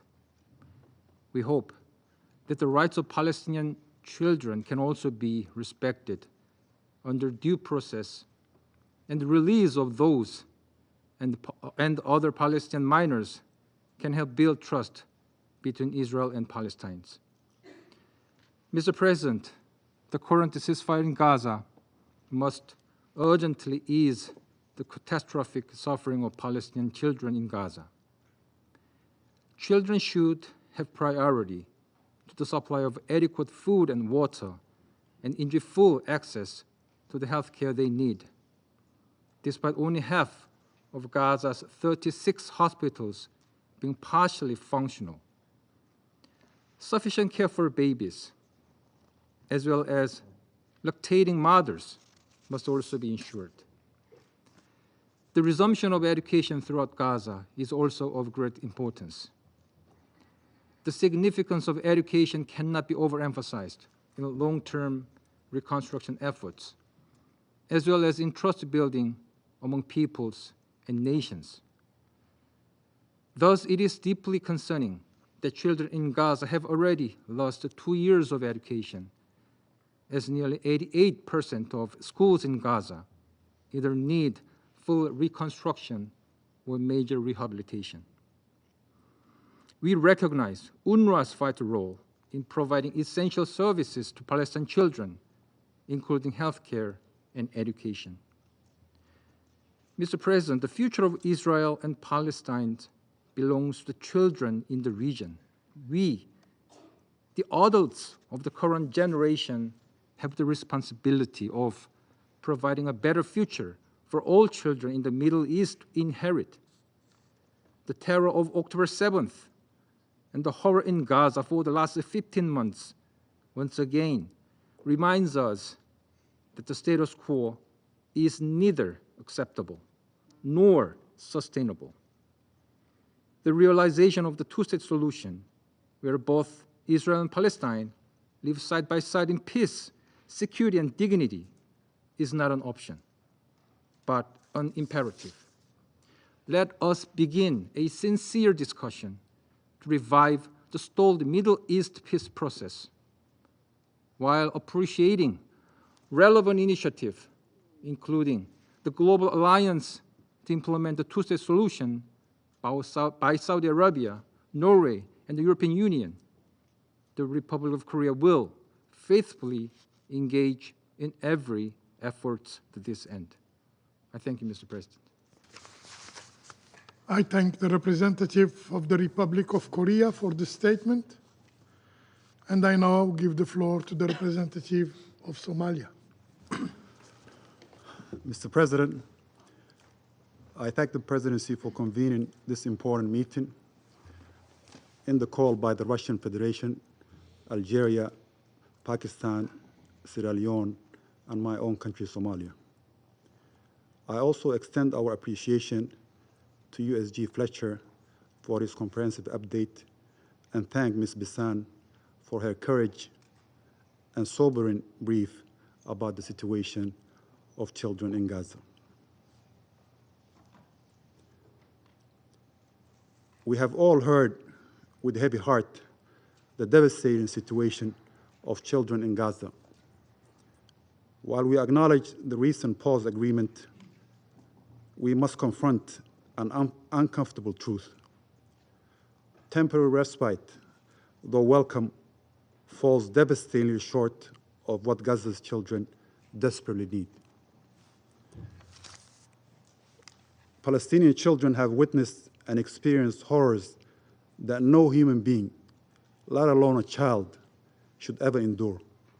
They have lost homes, family members, and their fundamental right to a safe childhood. The recent developments, including the ceasefire agreement and the related hostage exchange, offer a glimmer of hope for the protection and well-being of children who have borne the brunt of this prolonged conflict. While a crucial first step, it must be transformed into a permanent ceasefire. This is not merely a diplomatic preference, it's an absolute necessity for the survival and the recovery of Gaza's children. The damage inflicted over the past months threatens not just individual futures, but risks scarring Palestinian society for generations to come. In that regard, Somalia would like to emphasize the following points. First, protection of children. The children of Gaza must be shielded from violence and the devastating impacts of conflict. Somalia reiterates the necessity of upholding international humanitarian and human rights law, particularly the Convention of the Rights of Children. The protection of children's lives, safety, and dignity must remain a top priority. We urge compliance and implementation of obligation under the ceasefire agreement and ensure accountability for any violations. Second, humanitarian access and aid. We welcome the humanitarian assistance delivery to those desperately in need, as mentioned by USG Fletcher. Children across Gaza face acute shortages of food, clean water, and medical care. The specter of famine looms, while countless injured children require medical attention that Gaza's devastated healthcare system cannot provide. We join others in calling to immediately open all crossing points into Gaza and remove arbitrary restrictions on all aid delivery. The needs of children, not a political considerations, must determine the scale of humanitarian assistance. Adequate funding for organizations like UNICEF and UNRWA is essential to sustain life-saving efforts and rebuild Gaza's infrastructure, including schools and hospitals. We reiterate that UNRWA's continued operations can complement the ceasefire agreement as it's crucial for delivering services on the required scale. Third, psychological and educational support. As USG Fletcher mentioned, and listening to Ms. Natale's vivid stories of horror, the trauma inflicted on children during the conflict is immense, with many suffering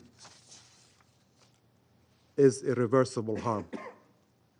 We must ensure that children requiring specialized medical care can be evacuated safely, accompanied by their caregivers. The denial of such care violates both international humanitarian law and the Convention on the Rights of Children. Priority should be given to facilities in the West Bank, including East Jerusalem, followed by appropriate international facilities based on the medical necessity. Somalia calls for urgent investment in health services and infrastructure, including mental health and psychological support services, alongside the rehabilitation of schools and education systems. This includes addressing the need of children with disabilities resulting from violence, ensuring inclusiveness in the recovery efforts. Fifth, sustainable peace and long-term recovery. We emphasize that lasting peace requires addressing the underlying cause of the conflict, including the occupation and the blockade of Gaza. Children in Gaza must be granted the right to grow in a safe and dignified environment. The reconstruction of Gaza's critical infrastructure must be Palestinian-led, inclusive, and centered on the needs of the children.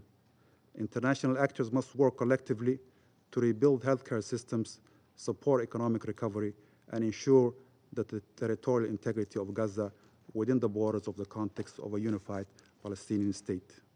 Sixth, and my last point, mine clearance and post-conflict safety. The vast amounts of unexploded ordnance in Gaza pose a severe risk to children.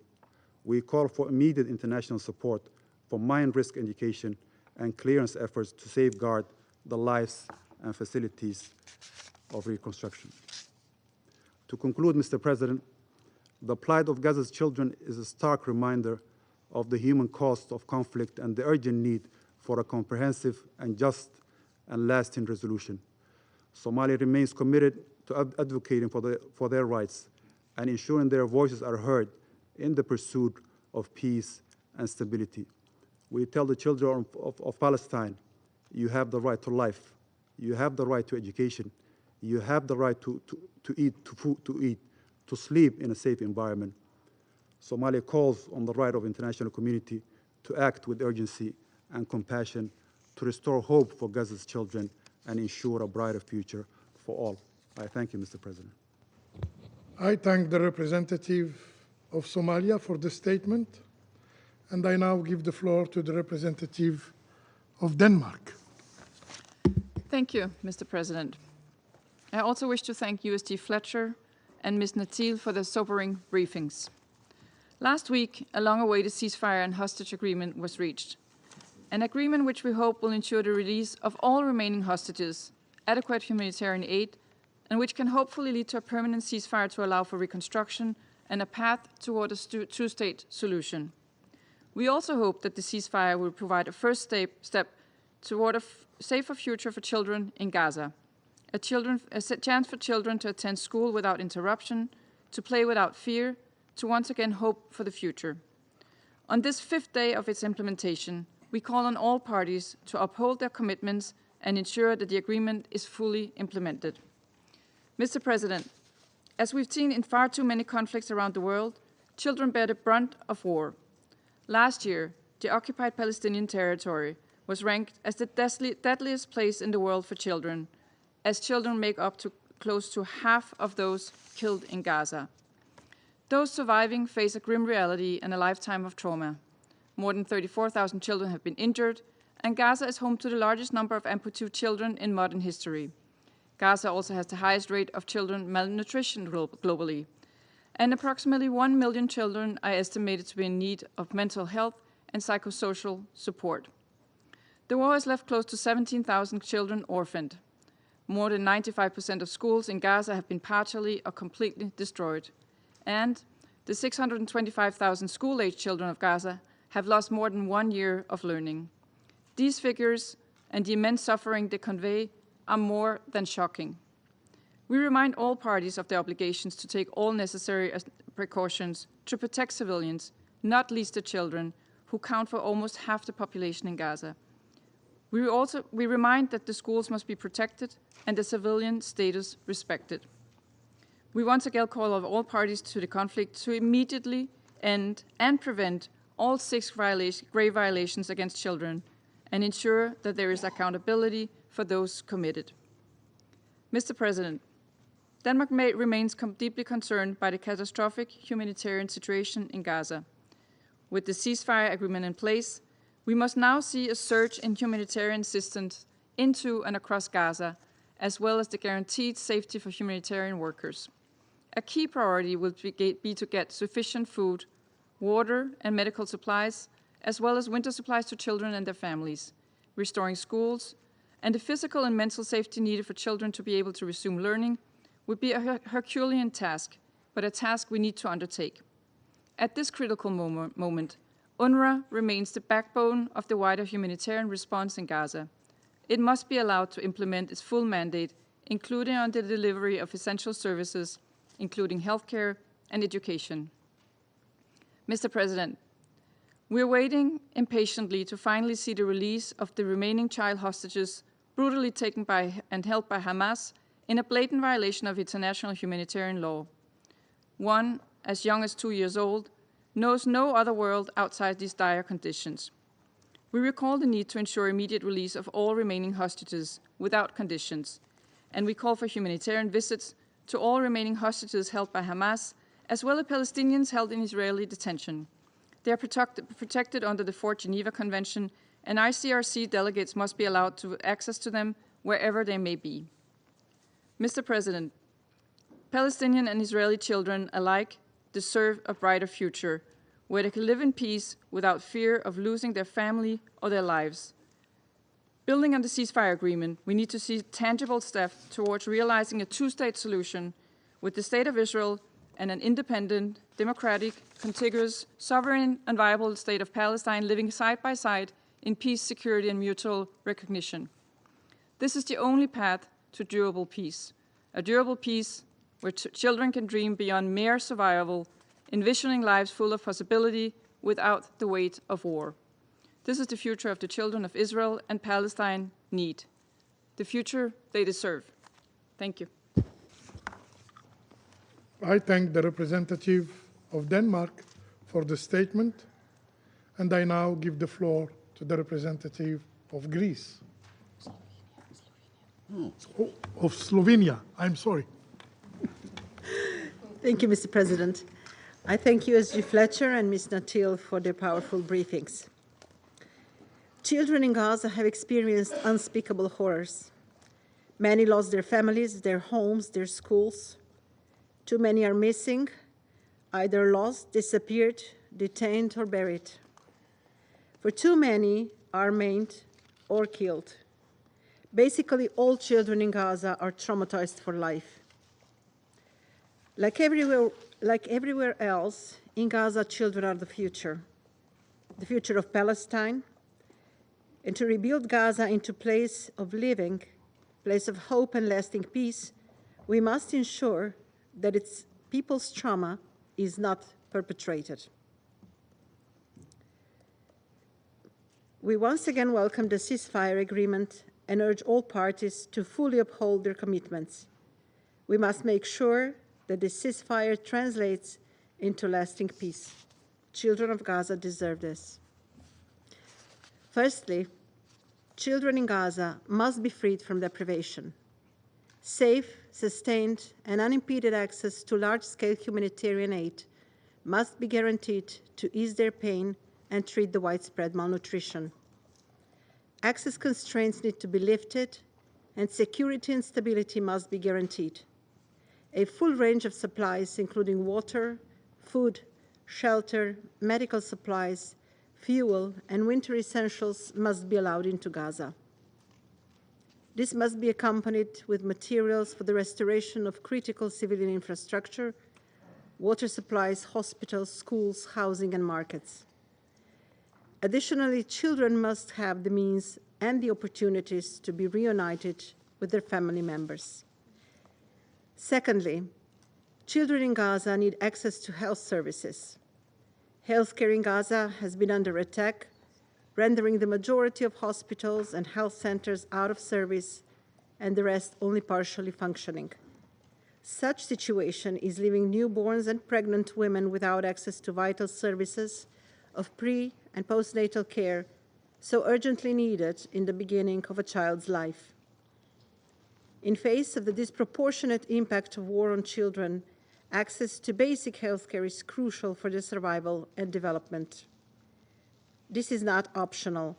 It is an obligation of Israel as of the occupying power under the Convention of the Rights of the Child to protect every child's right to life, survival and development, health, and physical and psychological recovery. It must be guaranteed, including through medical evacuations. Whether facing hunger or acute malnutrition, amputations and war wounds, or lifelong trauma, children in Gaza need access to long-term specialist care, including prosthetic and assertive technologies and mental health services. As WHO underscored, life-changing injuries in Gaza require rehabilitation services now and for years to come. For years, Slovenia has been engaged in providing medical rehabilitation and psychosocial support to over 200 children from Gaza. Most recently, a group of 10 children was evacuated from Egypt in October. According to Save the Children, in 2024, an average of 15 children a day were left with potentially lifelong disabilities due to explosive weapons. We underline the urgent need to prevent any further injuries or death, including by clearing explosive remnants of war. Thirdly, we need to give these children an opportunity to build better lives for themselves. This generation of children is missing out on their second school year, with close to all of their schools being either damaged or destroyed. Education system must be rebuilt. It is essential to ensure children have access to safe spaces for learning, development, and play. No society could ever be successful without access to education. A rebuilt Gaza must stand on pillars of better opportunities. We therefore repeat the essential role of UNRWA in human development. Now is the time to strengthen the agency that offers basic services, not undermine it. Mr. President, children are the biggest victims of any war. We therefore encourage listed parties in the Secretary General's annual report on children and armed conflict to initiate a dialogue with the UN for the development, adoption, and implementation of action plans to end and prevent grave violations against children. Mr. Till, we were touched by carefully crafted words in your writings. In Slovenia's Book of Life, we always acknowledged Palestinians, and in fact, every human being has more than just numbers and names. Images of children in Gaza during this war have been our constant reminder not to give up on peace. Now that the ceasefire agreement is in place, many of children have nowhere to go and no one to turn to. Their stories and struggles remind us that despite the recent breakthrough, our work has not yet finished. This Council must continue working on a pathway to lasting peace and a two-state solution. Only then there will be also a peaceful future for children in Palestine, Israel, and the region. I thank you, Mr. President. I thank the representative of Slovenia for this statement, and I now give the floor to the representative of Greece. Thank you, Mr. President. I would like to thank USG Fletcher and Mrs. Natil for the detailed briefings. Mr. President, early on in this war, the Security Council recognized its disproportionate impact on children when it adopted the Resolution 2712 in 2023, demanding the parties to comply with their obligations under international law, including international humanitarian law, notably with regard to the protection of civilians, especially children. Evidently, this war has taken a shocking toll on children in Gaza, reportedly leaving at least 40,500 dead and thousands more injured, separated from their families, and nearly 1 million internally displaced. They all have names, they all deserve a better future. Mr. President, a few days ago in this chamber, we welcomed a long overdue ceasefire deal struck within the parties in hope that it will last and lead to a situation where recovery for 15 enormously difficult months for the people of Gaza can be attainable.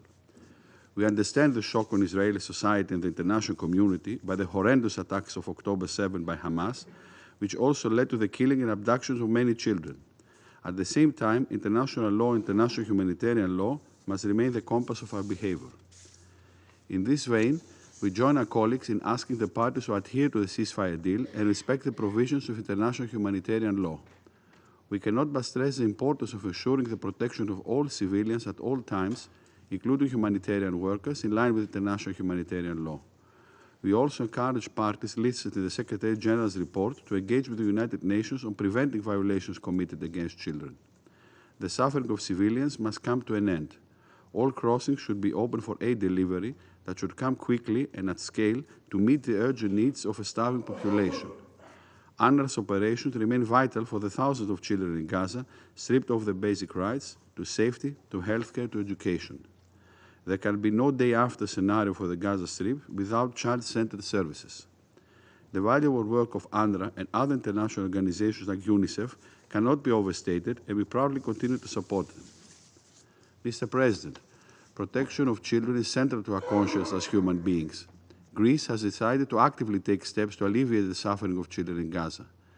This week, the first injured child from Gaza arrived in Greece through Romania for treatment, and my country will further offer treatment to several more injured children in Greek hospitals. The only long-term solution for the region is to revitalize the political process to pave the way for political horizon for a two-state solution according to relevant Security Council resolutions, while recognizing the right of Israel to exist in peace and security. In the meantime, we call on all parties to refrain from actions that put children in danger. Attacks on children, coupled with hindered access to humanitarian aid, constitute grave violation of international humanitarian law and human rights law. Mr. President, in a world stuck in the cycle of violence, children are the world's hope and should be given hope. They should be allowed to reinvent a better world for all of us. I thank you. I thank the representative of Greece for the statement. I shall now make a statement in my capacity as the representative of Algeria. Dear colleagues, we extend our sincere thanks to USG Tom Fletcher and the civil society representative Ms. Bisan Natil for their sobering briefing. Bisan, your moving presentation was another testimony of the level of suffering that Gazans, in particular children, faced during more than 470 days of Israeli aggression. Be assured, Bisan, that the Algerian people will always support you and the Palestinian people. As President Tebboune said, and I quote, "Algeria will never, never leave the Palestinian people alone until they enjoy their rights." Colleagues, a ceasefire has just been reached in Gaza, offering a glimmer of hope after a devastating 15 months of war, thanks to the mediation efforts of Egypt, Qatar, and the United States. At this moment, it is crucial to feel the distress of the population in Gaza, among which stand innocent children who witnessed atrocities to which no child should ever be subjected. Children are not responsible for the decisions made by adults, yet they are often the first victims of conflicts.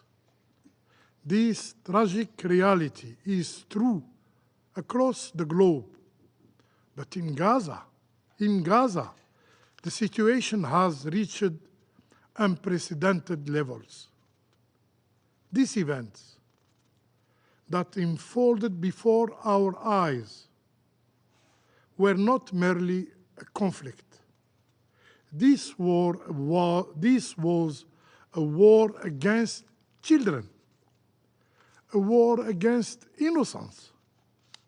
It is crucial to voice the suffering of Palestinian children who still endure the consequences of the deadly attacks on the civil population carried out by the Israeli occupying power for more than 15 months, 470 days.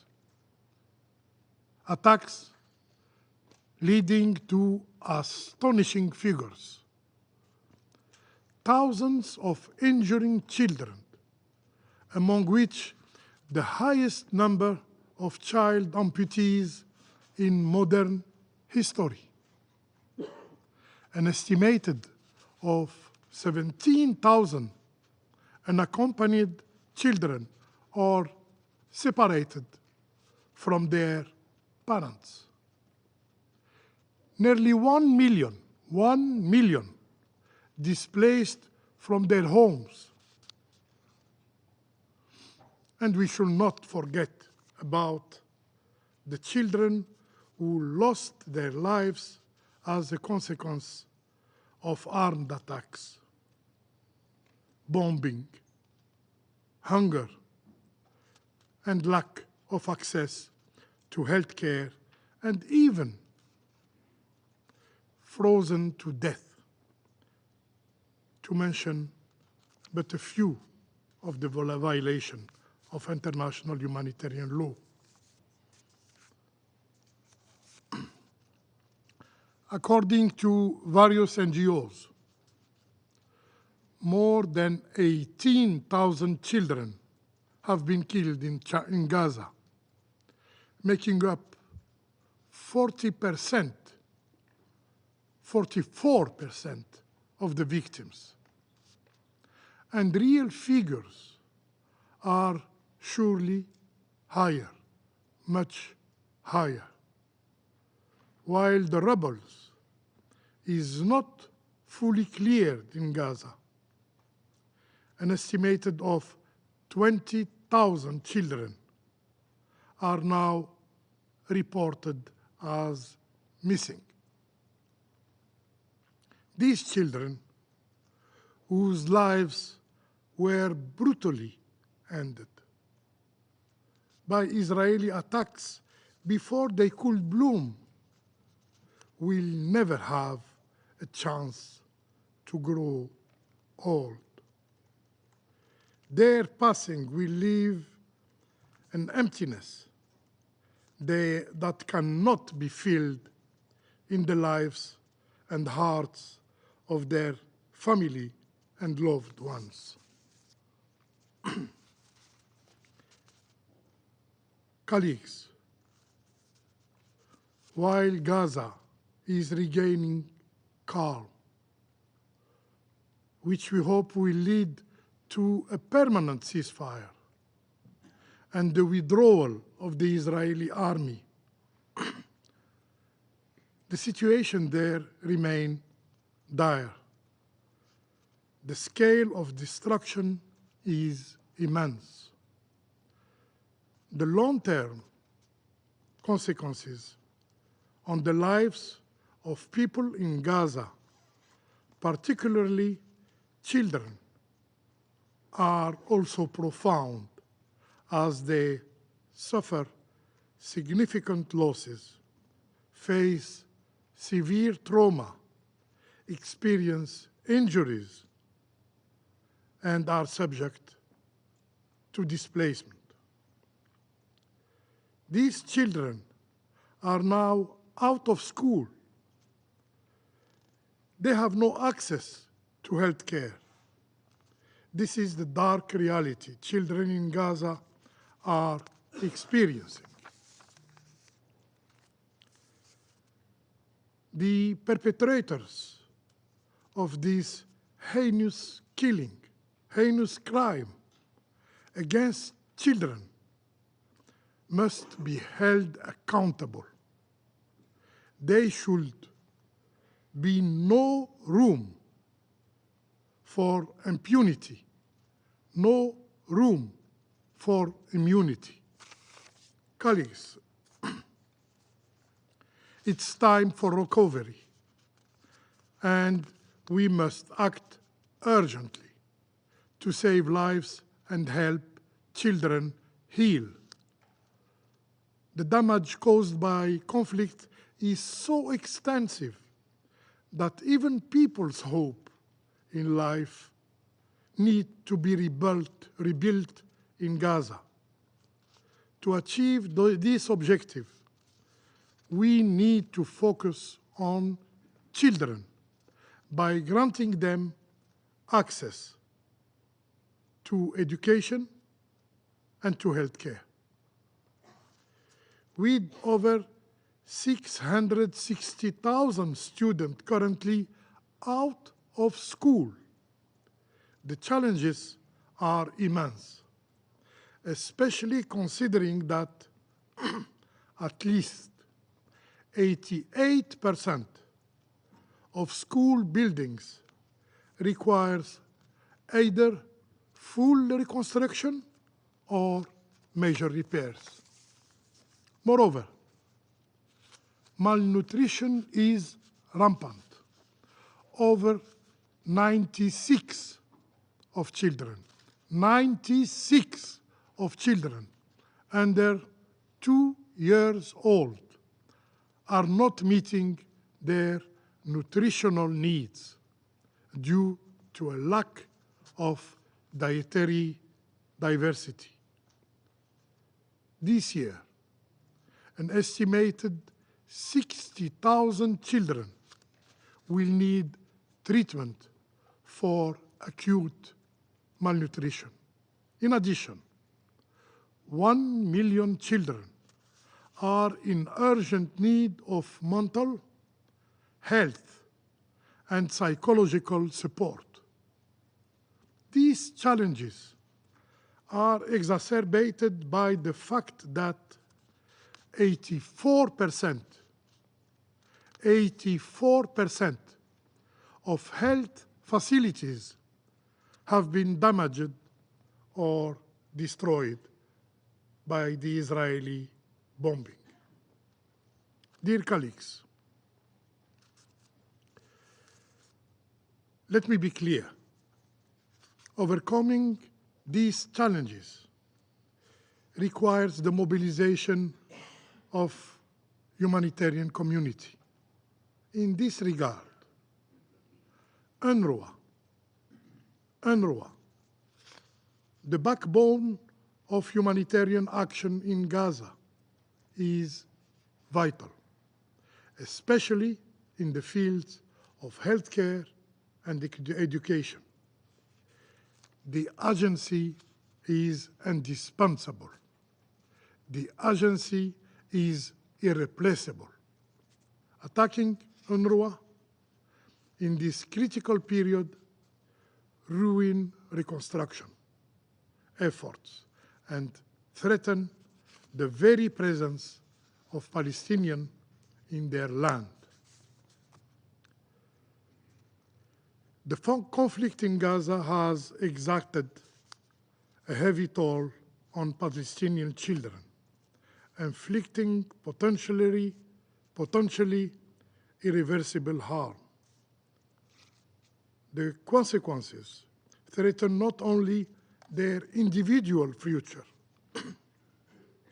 but the very fabric of Palestinian society for generations to come. We have to protect the needs and interests of present and future generations, as reflected in the commitment of our leaders. In the very first paragraph of the Pact of the Future. Colleagues, all human beings are born free and equal in dignity and rights. Children, regardless of where they are born, have the inalienable right to a dignified life, to education, and to a joyful, safe, and secure childhood. Children in Gaza should not be an exception. Children in Gaza should not be an exception. Let's unite our efforts for a better future for children in Gaza. I thank you. I resume my function as President of the Council. I now give the floor to the permanent observer of the observer state of Palestine. You have the floor, sir. السيد الرئيس، أتقدم بالشكر لروسيا مدعومة من الجزائر والباكستان والصومال وسيراليون على عقد هذا الاجتماع الهام لمناقشة وضع الأطفال الفلسطينيين في قطاع غزة وتسليط الضوء على معاناتهم وضرورة توفير الحماية والرعاية العاجلة لهم. الآن ومع وقف إطلاق النار الذي يجب أن يكون دائماً، لعله حان الوقت ليقوم مجلس الأمن بزيارة قطاع غزة المنكوب لتشهدوا بأعينكم ما حل بشعبنا وأطفالنا بسبب ما اقترفته إسرائيل من جرائم حرب وجرائم ضد الإنسانية على مدار 15 شهراً من الإبادة الجماعية و17 عاماً من الحصار الظالم، لتشهدوا أيضاً ما سببته ثقافة الإفلات من العقاب وازدواجية المعايير والحصانة وغياب المساءلة التي تمتعت بها إسرائيل كسلطة قائمة بالاحتلال بدون وجه حق. السيد الرئيس، اسمح لي أيضاً أن أتقدم بالشكر لممثل الأمين العام للشؤون الإنسانية السيد توم فليتشر على إحاطته الشاملة، ونعبر عن شكرنا لكل طواقم الأمم المتحدة العاملة على الأرض لتقديم الإغاثة لشعبنا. أما لبيسان نتيل،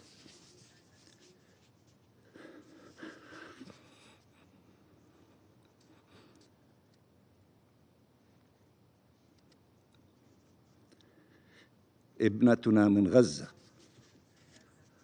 أقول لها: كم نحن فخورون بك وبشابات وشباب فلسطين، ولا شيء يملأنا فخراً مثل أن يتحدث أبناؤنا في غزة عن غزة لمجلس الأمن وللعالم، خاصة بعد هذا الغياب الطويل الذي فرضه الاحتلال عليكم. لقد عبرت بروح مفعمة بالإنسانية والأمل عن معاناتكم وهول ما ألم بكم، فألف شكر على ذلك باسم كل أطفال فلسطين. تعتصر قلوبنا ألماً عليكم على مدار هذه الإبادة البغيضة، فكنا نتابع نبض حياتكم القادم من بيت حنون وبيت لاهية وجباليا وغزة والوسطى ودير البلح وخان يونس ورفح، ونعلم أنكم وأطفالكم تعانون وتتحملون ما لا يمكن أن يتحمله الإنسان، ظلماً وعدوانا ودون أي ذنب. تواجهون الآلة الإسرائيلية، آلة القتل والتدمير والتهجير والتطهير العرقي، التي تريد النيل من محاولاتكم للنجاة من القصف والقتل ومن الضياع تحت الردم ومن الاعتقال ومن المرض والخوف والتجويع والتعطيش ومن حر الصيف وبرد الشتاء. نحن ندرك حجم الألم والقهر الذي أصابكم وهول الكارثة التي حلت بكم وآثارها التي لا نشفى منها كشعب، ولكننا ندرك أيضاً صلابة عزيمتكم وإصراركم للعودة إلى الحياة ومقاومة الموت الذي يتربص بكم من كل جانب. سنبني على هذه العزيمة وعلى هذا الأمل الذي نتفهم أنه قد يكون شحيحاً في هذه الأوقات الصعبة، وخاصة أن بيوت العزاء ما زالت مفتوحة، وكذلك البحث عن رفات الشهداء والمفقودين. أتمنى لكم يا شعبنا في غزة عودة سالمة لحياتكم ولبيوتكم أو ما تبقى منها، عودة سالمة لأهلكم وأحبابكم وأصدقائكم أو من تبقى منهم، وسنكون معكم. سنكون اليد التي تعمر وتبني وتداوي وتضمد الجراح نصغي لطموحاتكم وأحلامكم المشروعة، وسنبقى دوما صدى لصوتكم حتى يزول هذا الاحتلال الإسرائيلي المجرم عن أرضنا وعن شعبنا. وفي هذا الصدد أيها السيد الرئيس، نجدد التأكيد على استعداد وجاهزية الحكومة الفلسطينية لتولي مسؤولياتها الحكومية في قطاع غزة إلى جانب الضفة الغربية، وتقديم الخدمات الإغاثية والتنموية لشعبنا في القطاع الذي يعتبر جزء لا يتجزأ من أرض دولة فلسطين، وذلك وفق خطة الحكومة للإغاثة والإنعاش المبكر والاستجابة الطارئة لقطاع غزة التي قدمها رئيس الوزراء دكتور محمد مصطفى لسيادة الرئيس محمود عباس، والتي تشمل ضمان عودة آمنة للنازحين إلى أماكن سكنهم، وتوفير العلاج للجرحى والمرضى، وإعادة التأهيل لذوي الاحتياجات الخاصة، والتجهيز لمرحلة إعادة الإعمار الشاملة بما في ذلك استئناف خدمات التعليم والصحة والبنية التحتية واستلام المعابر والحدود وتحقيق الانتعاش الاقتصادي والتعافي الاجتماعي، معتمدين على كفاءات وخبرات بناتنا وأبنائنا من الشعب الفلسطيني القادر على صنع مستقبل أفضل. وهنا لا بد من مطالبة الاحتلال الإسرائيلي بالإفراج الفوري عن آلاف الكوادر الفلسطينية الطبية والصحفية والأكاديمية، والذين اختطفتهم من قطاع غزة، والذين يتعرضون لأشد أنواع التعذيب في مراكز التعذيب الإسرائيلية. فلا يمكن أن تتعافى غزة دون عودة أبنائها الذين خطفتهم إسرائيل من قطاع غزة، كالدكتور حسام أبو صفية والدكتور أحمد مهنا وغيرهم من الكوادر والطواقم الفنية. كما نتطلع للتعاون وتنسيق الجهود مع الدول الشقيقة والصديقة في جميع المجالات لتقديم العون والمساعدة لشعبنا، ونؤكد على دور الأمم المتحدة بما في ذلك الدور الرئيسي لوكالة الأونروا الذي لا غنى عنه، خاصة في هذه المرحلة الدقيقة، ما يتطلب ضرورة إجبار الاحتلال الإسرائيلي على عدم عرقلة عملياتها في الأرض الفلسطينية المحتلة بما فيها القدس الشرقية. فنحن نريد أن يقوم المجتمع الدولي بتمكين الأونروا على إعادة فتح مدارسها في قطاع غزة وتهيئتها لاستقبال آلاف الأطفال، واستئناف العملية التعليمية بشكل رسمي تصل إلى كل طفل وطفلة بشكل متساوي وآمن، علماً منا جميعاً أن المدرسة تقدم نوعاً من الحماية للأطفال من تبعات الحروب، لما توفره من فرص الدعم النفسي والترفيه للأطفال. فلا يمكننا الانتظار، وعلينا البدء فوراً باستئناف التعليم على كافة مستوياته في قطاع غزة. سيد الرئيس، لقد شنت إسرائيل غاراتها على منازل المدنيين في غزة دون تمييز، وعلى نحو القصف السجادي، مستخدمة مئات الأطنان من القنابل، ما أسفر عن مقتل ما يزيد عن 17,000 طفل، وفقدان نحو 20,000 تحت أنقاض منازلهم أو ملاجئهم أو في المقابر الجماعية، وإصابة عشرات الآلاف من الأطفال بالحروق والجروح الدائمة بما في ذلك بتر أطرافهم، وتركت آلاف أيتاماً. كما حاصرت إسرائيل القطاع وفرضت عليه سياسة التجويع كسلاح حرب، ومنعت وصول وتوزيع المساعدات الإغاثية والطبية للمدنيين هناك، في انتهاك لكل المعايير الأخلاقية والقانونية والسياسية بما في ذلك قرارات مجلس الأمن ذات الصلة. وفي الضفة الغربية تأتي إسرائيل بمدرعاتها العسكرية إلى أطفالنا، إلى بيوتهم ومدارسهم وشوارعهم وحاراتهم، تقتلهم وتعتقلهم.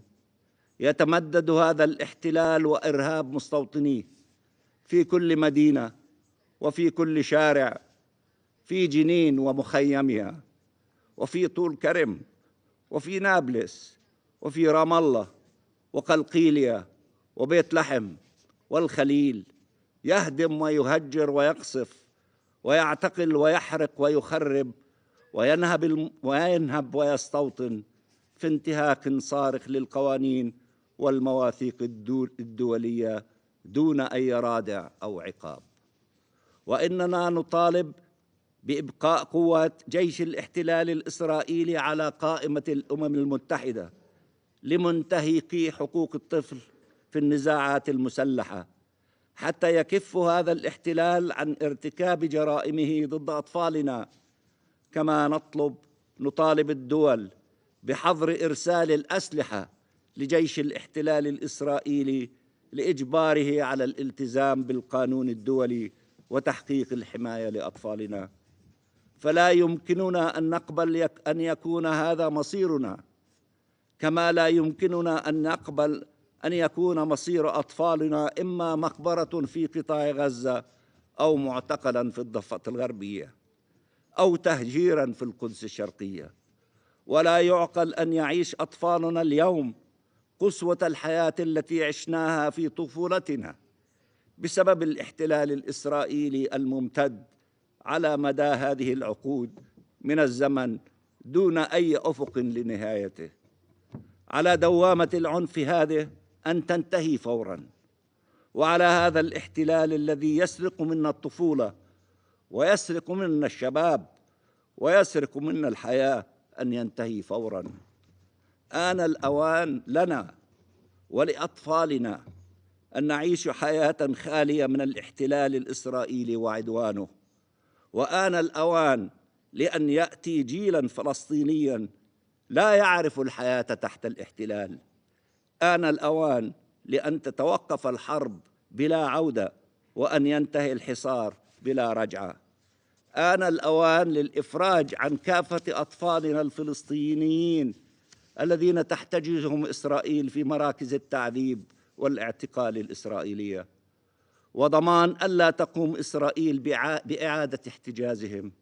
وآن الأوان لأطفالنا الجرحى والمرضى الحصول على العلاج والعناية الطبية اللازمة، خاصة الذين فقدوا أطرافهم والذين هم بحاجة للأطراف الصناعية وإعادة التأهيل والتأقلم مع الحياة الجديدة التي فرضت عليهم.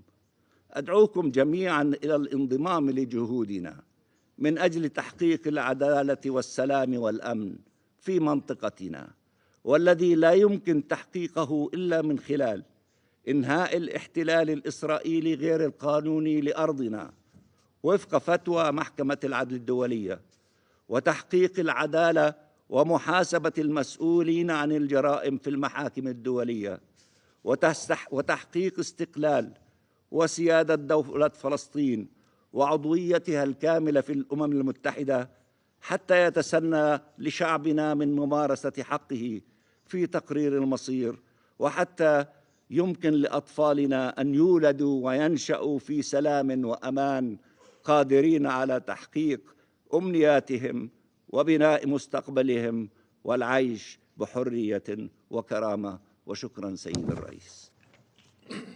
I thank the representative of the observer state of Palestine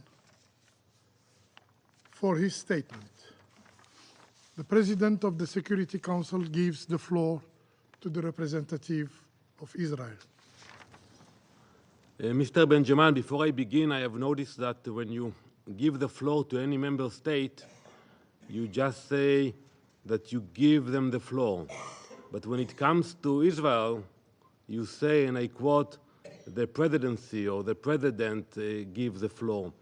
I don't understand what is the reasoning for that, and maybe you can let me know why you make that distinction between Israel and any other member state that appears in front of this council.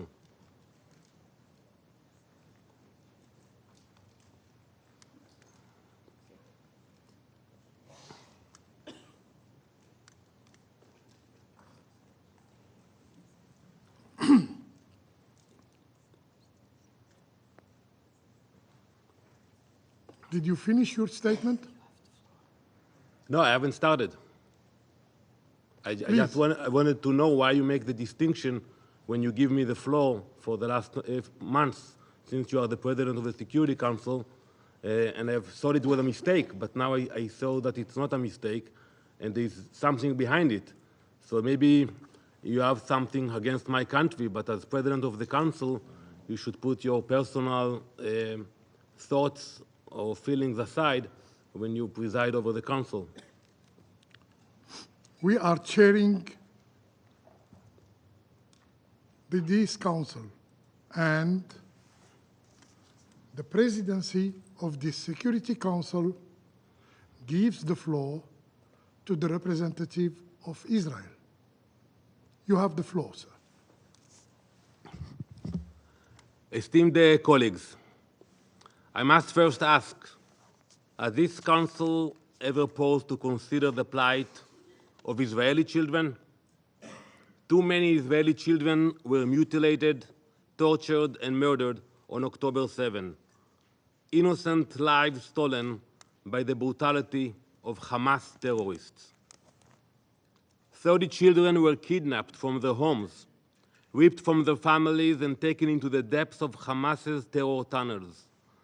Tens of thousands of Israeli children have been displaced, their homes destroyed, their schools closed, their lives shattered. No one at the UN nor any of its agencies have said enough about them, let alone lifted a finger to help them. And what about the children who have spent their formative years under the constant stream of Hamas rocket fire? Imagine growing up with the sound of sirens, given just seconds to find shelter, with the knowledge that every moment of peace could be destroyed in an instant. Tens of thousands of children have grown up knowing that at any moment a Hamas rocket could kill them. This is a reality for Israeli children. The trauma they have endured is beyond imagination. Yet, where is the Council's compassion? Where are the urgent sessions? Where is the outrage? Instead, we meet here today to discuss only the children of Gaza. While their suffering is real, this discussion is dripping with fake outrage and political agenda.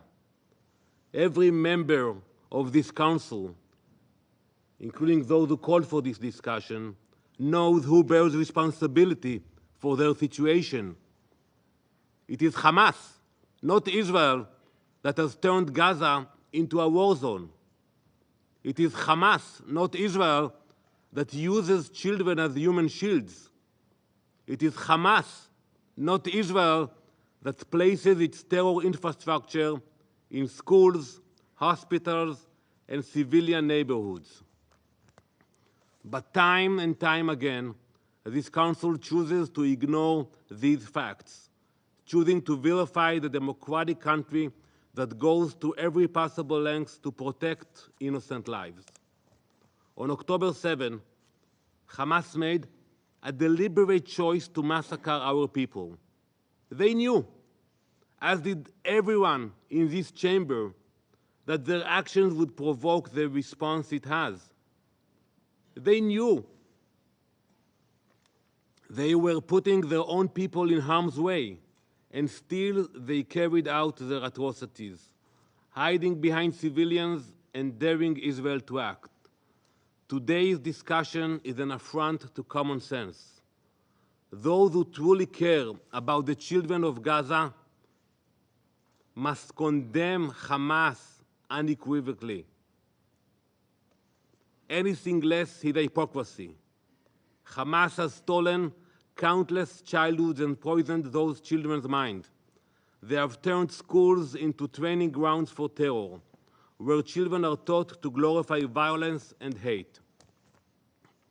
We have all seen the images, and also in the last week, of young Gazan children wearing the Hamas headbands, waving guns in the air.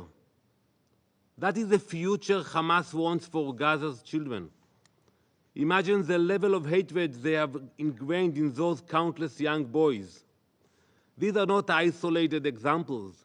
This is systematic indoctrination. Hamas has robbed generations of their innocence and their future. If this council truly cared about the children of Gaza, it would have condemned that indoctrination long ago. But instead, we hear only silence. Let's be honest. What future will the children of Gaza have with Hamas in power? None. They will remain tools for Hamas's terror, cannon fodder for their murderous aims. They will grow up in a society where hatred is celebrated, where violence is glorified, and where life is cheap. Is this the future you want for them?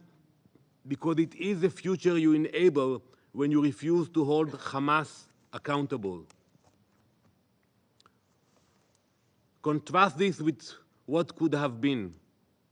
And I want to remind you, in 2005, Israel made a painful decision, and an unprecedented one, to withdraw from Gaza. We removed every single Israeli citizen and soldier, so-called settlements, settler, occupation, blockade, you name it as much as you want. We moved all of them, uprooting entire communities in the hope of giving the Palestinians a chance at peace and prosperity. We left everything there, entire communities. What did Hamas do with this opportunity? They turned Gaza into the world's largest terror base, diverting resources meant for the people and their needs to build rockets and tunnels. They could have created a thriving future. You all speak about the future for the children. They had the opportunity, a Singapore on the Mediterranean. Instead, they chose destruction. The children of Gaza could have had a future filled with opportunity. Instead, they are trapped in a cycle of violence and despair, all because of Hamas, not because of Israel. Israel's commitment to minimizing harm to civilians is unmatched. We take extraordinary measures to protect innocent lives. Even when Hamas makes it nearly impossible, we put our own soldiers at greater risk to spare lives on the other side. Yet Hamas exploits this humanity, embedding themselves deeper among civilians, using their homes as bunkers, their schools as weapon stores, and their hospitals as command centers. This is not a moral equivalence. This is a moral abomination. So I ask this council today, if you truly care about the children of Gaza, why do you remain silent in the face of such evil? Why do you not demand an end to Hamas's indoctrination and exploitation of children? Why do you not support efforts to dismantle their terror network and free Gaza from Hamas's grip? Algeria, you speak so highly. You want Hamas to stay? There will be no future for the kids of Gaza. If you genuinely care about the children of Gaza, you would join Israel in working to create a future of hope, not hate. That future is possible, but only if Hamas is removed from power. Imagine a Gaza where children go to school to learn, not to be indoctrinated, not with guns. Imagine a Gaza where resources are used to build playgrounds, not tunnels, where hospitals heal rather than hide weapons, where families can live without fear. This is not a pipe dream. It is a reality that could be achieved if Hamas's reign of terror ends. The international community must make a choice. Stand with the children of Gaza or stand with those who use them as shields. You cannot support the children of Gaza and support Hamas at the same time.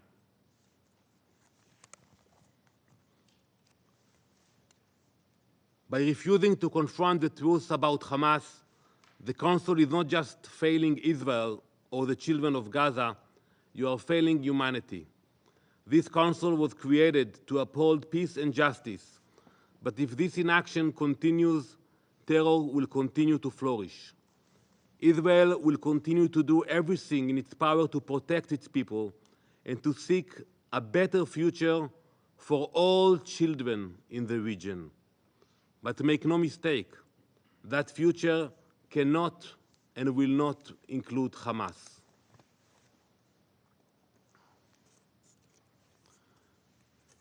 Colleagues, perhaps you have forgotten about little Kfir Bivas, but I promise you we haven't.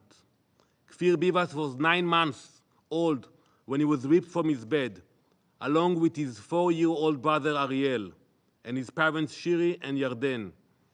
He has remained in the darkness of Hamas's terror dungeons. Since then, we have received no word, nothing about his condition. No visits from the Red Cross, no offers of assistance, and no outrage from the UN. Just a few days ago, Kfir Bivas should have celebrated his 2nd birthday, but for this little boy, there have been no celebrations. Kfir has not had the opportunity to celebrate a single birthday. He has known only captivity and suffering. Do you not hear the cries of Israeli children? Do you not feel the pain of Israeli children? Do you not see their tears? If you did, if you cared for anything other than political agendas, this session would discuss Kfir Bivas and all those Israeli children still suffering as well. Our children, every single one, deserve more than your silence. They deserve more than your indifference. They deserve their lives back.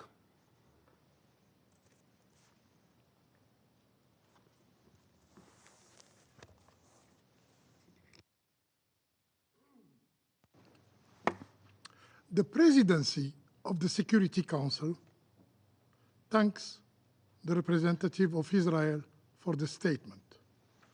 I now give the floor to the representative of Egypt. خالص الشكر سيد رئيس مجلس الأمن. كل الشكر لكم ولكل من طلب عقد هذه الإحاطة الهامة. كل التقدير لوكيل السكرتير العام توم فليتشر والأخت العزيزة بيسان على إحاطتها الوافية والدقيقة. يشرفني إلقاء كلمة المجموعة العربية السيد الرئيس، وأتقدم لكم مجددا بالشكر على عقد هذه الجلسة لمناقشة وضع الأطفال في قطاع غزة على ضوء عدوان إسرائيل الذي نجحت جهود الوساطة المكثفة لمصر وقطر والولايات المتحدة بصعوبة في التوصل لاتفاق إيقافه وإنقاذ المدنيين، وما زلنا نأمل في تنفيذه بالكامل لإنهاء معاناة أشقائنا الفلسطينيين.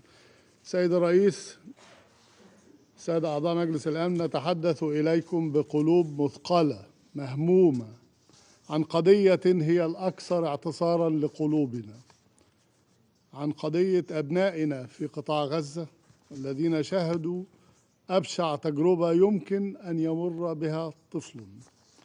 نتحدث إليكم بألم بل وعدم استيعاب عن سبب حاجتنا أصلا لتفسير عدالة وإنسانية قضية أطفالنا الفلسطينيين، بينما ترونها جميعا ماثلة أمامكم على الشاشات. سيد الرئيس، تخبرنا التقارير الأممية وتقارير المنظمات الدولية عن العديد من الأهوال لا يتسع المجال لذكرها جميعا. تخبرنا عن تحول غزة لمقبرة للأطفال، وعن وصول عدد الأطفال القتلى في حده الأدنى لأكثر من 7,000 طفل شهيد يمثلون، حالما أضفنا النساء والفتيات إليهم، نسبة 70% من عدد الشهداء في غزة، 70%، وهو ما يفوق العدد الذي سقط في أي نزاع آخر خلال فترة مماثلة على مدار العقدين الماضيين.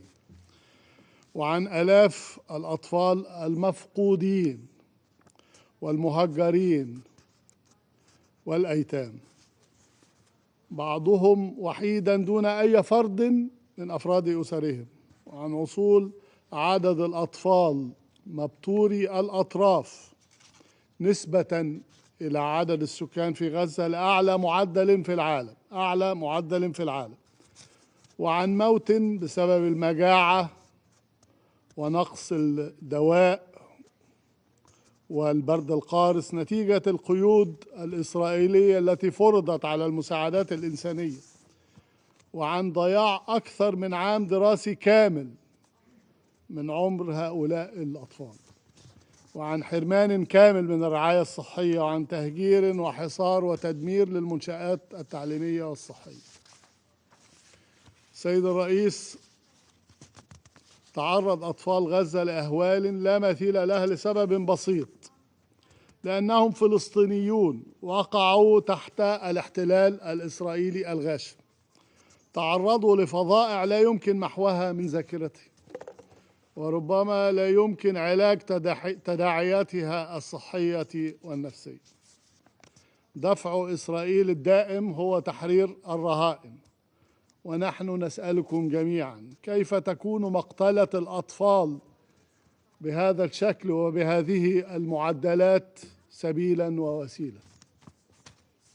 سيد الرئيس، يرتكز موقف المجموعة العربية على النقاط التالية: أولا، تشكل الجرائم التي ارتكبت بحق أطفال فلسطين خرقا جسيما للقواعد التعهدية والعرفية للقانون الدولي الإنساني، ومخالفة لأحكام القانون الجنائي الدولي، وكذلك القانون الدولي لحقوق الإنسان، والتي تنص جميعا على عدم مشروعية استهداف المدنيين ومنهم الأطفال في النزاعات المسلحة، كما أنها تمثل خروقات للالتزامات الدولية الواردة في اتفاقية حقوق الطفل لعام 1989 واتفاقيات جنيف لعام 1949 وبروتوكولها الإضافي الأول لعام 1977. تلك الالتزامات التي أقرها أيضا مجلس الأمن من أجل حماية المدنيين في النزاعات المسلحة في قراراته اعتبارا من القرار 1261 وحتى القرار الأخير 2764 لعام 2024. تشير المجموعة العربية أيضا إلى تعرض الأطفال في غزة لجرائم وانتهاكات بالتزامن مع انتهاكات وقتل المماثل للأطفال الفلسطينيين في الضفة الغربية والقدس الشرقية، وهو ما دفع السكرتير العام للأمم المتحدة لإدراج إسرائيل في قائمة الأطراف الضالعة في ارتكاب انتهاكات جسيمة بحق الأطفال في حالات النزاع المسلح. فقد قتلت إسرائيل خلال هذه الحرب عددا من الأطفال يفوق ما شهدته أي حرب أخرى منذ عقود، ولذلك تشدد المجموعة العربية على ضرورة ووجوب إنفاذ المساءلة والتعاون مع المحاكم الدولية في هذا المسار، وعدم التسامح مطلقا تحت تلك الجرائم تحت أي مبرر. ثالثا، تطالب المجموعة بتكثيف الجهود والموارد الدولية للمشروعات المتعلقة بالإنعاش المبكر والتركيز على إعادة بناء وتشغيل المرافق الصحية والتعليمية التي يحتاج الأطفال خدماتها بشكل فوري. فلا بد من سرعة احتواء تداعيات خروج أطفال غزة من منظومة التعليم وافتقادهم للرعاية الصحية والنفسية اللازمتين. رابعاً، تشدد المجموعة على الدور المحوري غير القابل للاستبدال لوكالة الأونروا في تقديم الخدمات للأطفال الفلسطينيين، خاصة في مجالات التعليم والصحة وتقديم الدعم الإنساني. ولذلك ولكي نحمي مستقبل أطفالنا يجب الحفاظ على شريان الحياة الوحيد لهم المتمثل في تلك الوكالة الأممية، وكالة الأونروا. خامساً وأخيراً، الحل الوحيد لمستقبل أفضل لهؤلاء الأطفال رجال ونساء المستقبل في فلسطين يكمن في مساواتهم بغيرهم من شعوب الأرض، وإنهاء الاحتلال البغيض المفروض عليهم كي يتوقف الاستهداف المستمر بحقهم طوال العقود الماضية، ولكي يعيشوا في دولتهم المستقلة على حدود 4 يونيو العام 1967 وعاصمتها القدس الشرقية. سيد الرئيس، سادة أعضاء مجلس الأمن، لا نملك في ختام كلمتنا سوى الاعتذار لأطفالنا الفلسطينيين، الاعتذار لبيسان. لقد حاولنا جاهدين بكل ما نملك من سبل وقف هذه الحرب الجائرة. نأمل أن يكون مستقبل هذا الجيل من الأطفال الفلسطينيين أفضل من ماضيه وحاضره، ولعله يكون هو الجيل الذي ولد من رحم المعاناة ليكون أول من يحيا في دولته المستقل. ولهذا الهدف النبيل سنعمل بكل طاقاتنا. كل الشكر سيد الرئيس. I thank the representative of Egypt for the statement. There are no more names inscribed on the list of speakers. The meeting is adjourned.